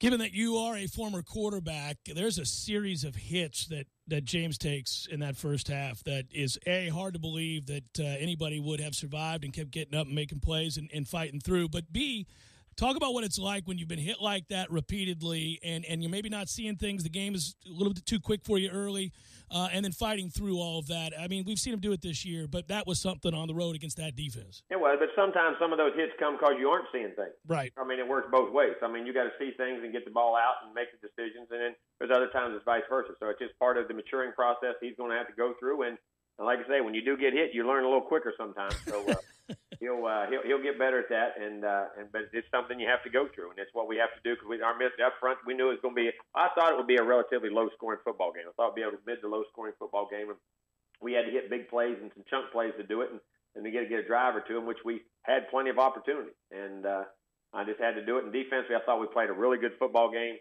opportunistic on most parts. A couple things I wish we could have capitalized on a little more and held in there, but still I thought they played pretty well. Offense, we had chances. We moved the football at times and had some big play opportunities that, boy, we just let get away. And, I mean, two of them for big touchdowns and a fumble recovery. Those could have really changed things. Yeah, you have the two overthrows. There's a drop in there. There's obviously the interception late in the game. And I'll ask you about that because you've had a chance. Now, I don't want you to pin a blame on any one person, but obviously being just off, and I know you refer to inches, but literally in this game there are inches away from touchdowns being made here. What was the timing? What was off there? Just missed it. I mean, 4th and 2, we got the play we wanted. We just threw it off his fingertips. And the other one, I thought was a pretty decent throw. Nooney said afterwards, he said he lost it in the lights for a minute when it went up, and it may have caused him that misjudgment or that hesitation when it went off his fingertips. But either way, we were off there. And then on the last play, we got the one-on-one. We got to throw the ball outside. We got Tate one-on-one and single high. And you can't go react back inside. And that's what we'd been moving the football with the second half. We wanted him one-on-one. We had him one-on-one. We wanted to win the football game. And so we could have moved it and got a few more yards for a field goal after that. 2 down, seeing what would have happened. But, we just made a mistake there, and the other two were just inches off. And then we had a drop early in the first half. We had a chance to catch a post that we didn't get caught. And then pick up that fumble. Those were all things that were big critical mistakes in the game. Coach, on the interception, is that him just not locating the safety? No, it's single high. She's been outside. Okay. You don't go back outside, and we know it. It's single high, and they had the rat down the middle, and we're one-on-one outside where we want to go, and he just saw I'd release inside, set out, but it didn't matter. Still one-on-one, and he thought he wanted to go back. Just panicked him to go back inside. He made a poor choice. It's part of youth and experience, and he'll keep growing from it and get better. Assess his play on the year, Coach. He's been thrown into a tough situation. He's played enough games now and some big ones at that. What are your thoughts? There's been good and there's been bad. I mean, he's learned and he's put us in a position to win a lot of games. We've been in position that he's taken us down on, I think, 3 or 4 drives in late in games that put us in a position to win. So he's done some great things. He's made some mistakes and growing pains, but he's also put us there to win a lot of games. So I think he's done a nice, solid job. But, again, we just keep coming up a play short as a team. And it's not James. As a team, we've just not found a way to do the right thing. Coach, defensively, this was a strong performance. Obviously, Brian Burns, many others. You end up with 9 tackles for a loss. You hold Clemson to, I think it was just over 4.5 yards per play. They were able to run the ball, but on the whole, this is a pretty good effort from the defense. It was, and we thought it would be. We thought we matched up very well. We thought going in and it would be, it would take somewhere in the 24-point range to win the game. And 24 to 27 right there, we thought we'd get it done, and it would have, and what we need to do. And we thought our defense matched up very well with Clemson's offense. Offensively, you would have liked to have been able to run the ball better and take some pressure off the quarterback. Was that disappointing, or did you kind of figure it might be that way? No, I thought we could run a little better at times, and then we aborted it a little bit because we got behind 3 scores. Right. And then aborted. Let's say aborted, tried it a little bit, but because you don't know how many possessions you're going to get back. Then we were moving the football. We had opportunities, and guys were open across the board. Even if we didn't move it, we missed guys. Guys that were open, sure, or we didn't make the play. And so that's just the way the game falls into sometimes. I'm wondering, Coach, you mentioned it after the game, and certainly I think it's pretty obvious here. We talk about fingertips and just missed opportunities and the inches and all that. But I know as a coach sometimes you probably get tired. You sounded like it after the game. You made me laugh a little bit when you said, look, I know I'm tired of saying it about the inches, but we're just inches away. So many lost opportunities. The fumble you mentioned, a couple critical drops, a couple overthrows, et cetera. What do you hope to learn? You want to win the remaining games, obviously get bowl eligible. What can be gained here over these next 3 weeks? How to overcome adversity, how to persevere through tough times. And also sometimes what our own biggest problem is right now is ourselves, because some of those things come from trying too hard. And I know that sounds crazy. Like Matthew, when he wanted to pick the ball up when he first got to the fumble, you can see his eyes come off the ball like he's wanting to run and make a touchdown. You know what I mean? I'm going to make a big play and go score instead of just make sure we get the ball. James seeing the guy wide open, he come off, he couldn't believe that both balls went off. When he threw him, he thought he threw him perfect. And whether he come out of the route and just, you want to be, and you strive to be so perfect that sometimes you just can't, you force those inches. You just got to relax, and you got to keep sawing wood. You got to keep making them. And eventually you'll look at yourself and say, man, I can't believe that was so hard before. But that's all you can do. And you got life lessons right here, what we can achieve as a team, what we can persevere, what we can overcome. We got three football games to play. We need to play 3 really good football games, and we need to start this week with 1. Coach, always appreciate it. Be well. Thank you, Jeff. All right, take care. That's Jimbo Fisher, head football coach at Florida State. Jeff Cameron, Show 97.9 ESPN Radio. When you're in need of auto repairs, look no further than Nice Tire and Auto Service. Nice has been in business for 16 years with long-term, knowledgeable sales associates. They have the latest wheel balancing machine in the industry. And for passenger vehicles, they service AC, brakes, suspension, tune-ups, and much more. Never sit through a long wait. Nice Tire and Auto has 10 service bays to get you back on the road quickly. If you have tire problems, check out their large inventory with various Goodyear and Michelin tires. Nice Tire and Auto Service, 4792 Bluntstown Highway, 574-4100. Landowners, only Mahindra, the makers of the toughest utility vehicles on Earth, can give you the best year-end deal on Earth. So let us show you how to get tax savings on your new Mahindra XTV and get cash back and savings up to $2,500 on select clearance models. Plus, get a free roof and Mahindra's 3-year warranty.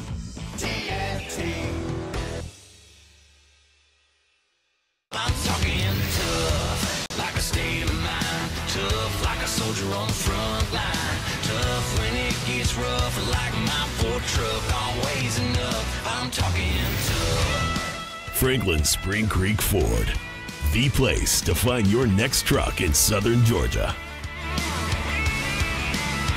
I'm talking tough. Hey y'all, we're Chris and Preston from Low Cash. Head to Franklin Spring Creek Ford and see them about all of your vehicle needs. Sorry, boys, I did not have time to pack. We got this. It's right here, guys. We got this. I thought I could handle it.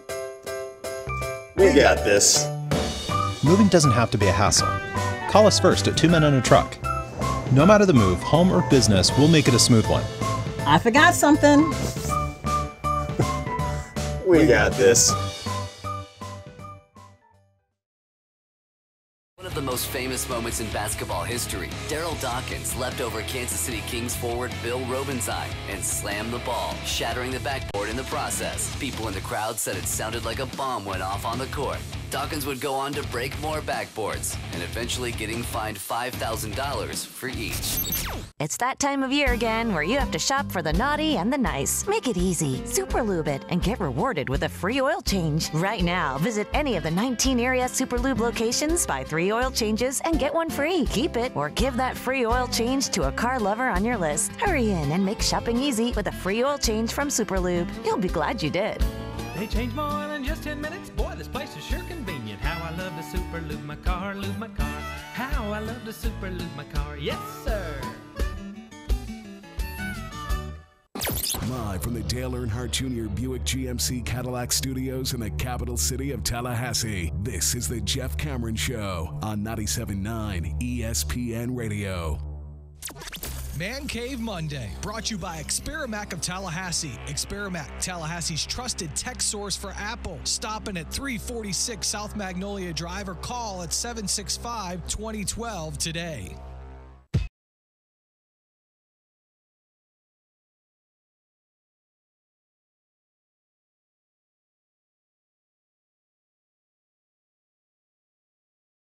up? Jeff Cameron Show, 97.9 ESPN Radio. All right. Spider-Man. So, you got a handle on this NFL or not? I don't think I do. I actually felt like, oddly enough, Atlanta would do what they did to Dallas yesterday. It became apparent that that's what was going to happen by about drive 4 or 5. But after the 40th sack? Yeah. Man alive. You got one guy getting his bonus. Did you see that? With the 5 sacks? Adrian Claiborne, former Buck. But did you see Claiborne's 5 sacks got him to 8 on the year, and he has a clause in his contract that if he had 8 sacks this year plus was on the active roster at season's end, he makes an extra $750,000. He went into the game, I think, with 3. He got 5 in one game.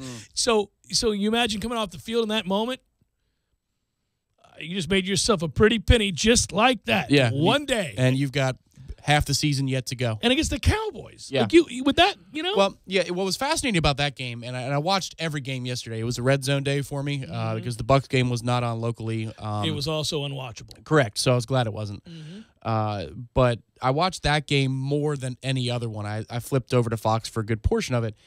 And once Atlanta was able to score a couple of touchdowns, even without the benefit of a good ground game, the time of possession was just so in their favor that eventually they started to break a few with Coleman in the second half. But it looked like, I mean, even with Freeman out, like that's his second concussion of the season. 2 carries, 3 yards. Yeah. I'd like to suggest that I may have mentioned back when they signed him that was dumb. And they haven't used him at all this year. He's 8 carries for 50 yards. Well, they're winning in spite of Sark. That offense is atrocious. Yeah, really odd. Well, they're not winning a lot. They're 5-4. They're not playing real well. They're in the hunt with, and they have all of these weapons that they don't even use. I mean, Julio Jones has been a joke this year, and it's not his fault. No. Yeah, man. It's something to behold. I was slightly perturbed, selfishly so, with Freeman on my team. Man, and watching all those games, red zone's the only thing that saves the league right now. I get it. I know that you want to watch the flow of a football game, but good God, if you're watching McCown and Fitzpatrick, no, it's not pretty. And Trubisky, well, and I'll be honest with you, Hundley. I watched a lot of because of that Cincinnati and Tennessee. That's terrible too. Yeah, Kaiser, he's not Kessler, taking a step Dalton. Forward. Yeah, Mariota was uneven at best. Well, that's the way he's been every game this year. And you're watching Brissett, and you're watching Bortles. You're watching Tom Savage, Beathard. I mean, old Eli, God Almighty, Brock Osweiler. I mean, what are we doing here? What are we doing? Thank goodness for Tom Brady last night. And his alkalinity. It never ends. Ugh. He's right. We're all wrong as always. Son of a gun. Frustrating. The Bucs can't even tank properly. Let's cue up what's on tap. Ready for a cold one? Proof Brewing Company and Railroad Square Art Park presents What's on Tap. So, Jeff, what'll it be? Well, for the Broncos, a sweeping review has been pledged by ownership after the blowout. That's code for everybody here is about to get fired. Yeah, they've quit on the season. That's crazy. And it happened really quickly, too. Did you see, I know he's not coaching there anymore, but the epitome of a John Fox moment yesterday? So he had I forget who it was. Doesn't matter. They're not good. But they had a touchdown play, or at least it was close, right around the 1-yard line. Guy reaches for the pylon. Yeah, it went out of bounds, and it's a touchback for the other team. Yeah, but that's because he asked to review it. He challenged the play. Yeah. So if he doesn't challenge the play, they're not going to stop the game, and I don't think the replay was such that Green Bay had seen a good enough angle to challenge it themselves. So they could have just run a play from the 2 and been or whatever done with it was and been done with it. it. But he challenged it, and the look on his face when he realizes what he's done and the official comes out and says touchback, it's a classic. I will also say this. That's a dumb rule. It always has been a dumb rule. Now, it's funny what you're describing. Why should that be a touchback for the other team? They never possess it. It's just dumb. A fumble out of the end zone? What would you do? Off the pylon. It's not even out of the end zone. It's off a freaking pylon. I just don't like the rule. I've never liked the rule. It's awfully punitive. It's not, especially if a guy's reaching. It's a little different, obviously, if you're at the 5-yard line, somebody comes up, slaps the ball off your knee, and it goes out the back of the end zone. You're like, hey, hell of a play. Yeah. That feels very different than what we see frequently, which is a guy diving into the end zone trying to touch a pylon. Yeah, I mean, if it's 20-20, right, and I'm talking about the yard lines, if it's between the 20s and you fumble and it goes forward 5 yards, they just put the ball back where you fumbled from. They just put the ball back where you fumbled it from, right? Yeah. That's what I mean. It just seems awfully punitive. I've always thought that rule was a bit much. I'm reaching for the goal line. It's maybe a little wobbly. It's not only do we don't keep possession of the ball, the other team gets it all the way back out at their 20. I'm like, what are we doing here? Not even at the 2. Not even at the 2 where I supposedly fumbled. It was a clear fumble, though. I couldn't believe it.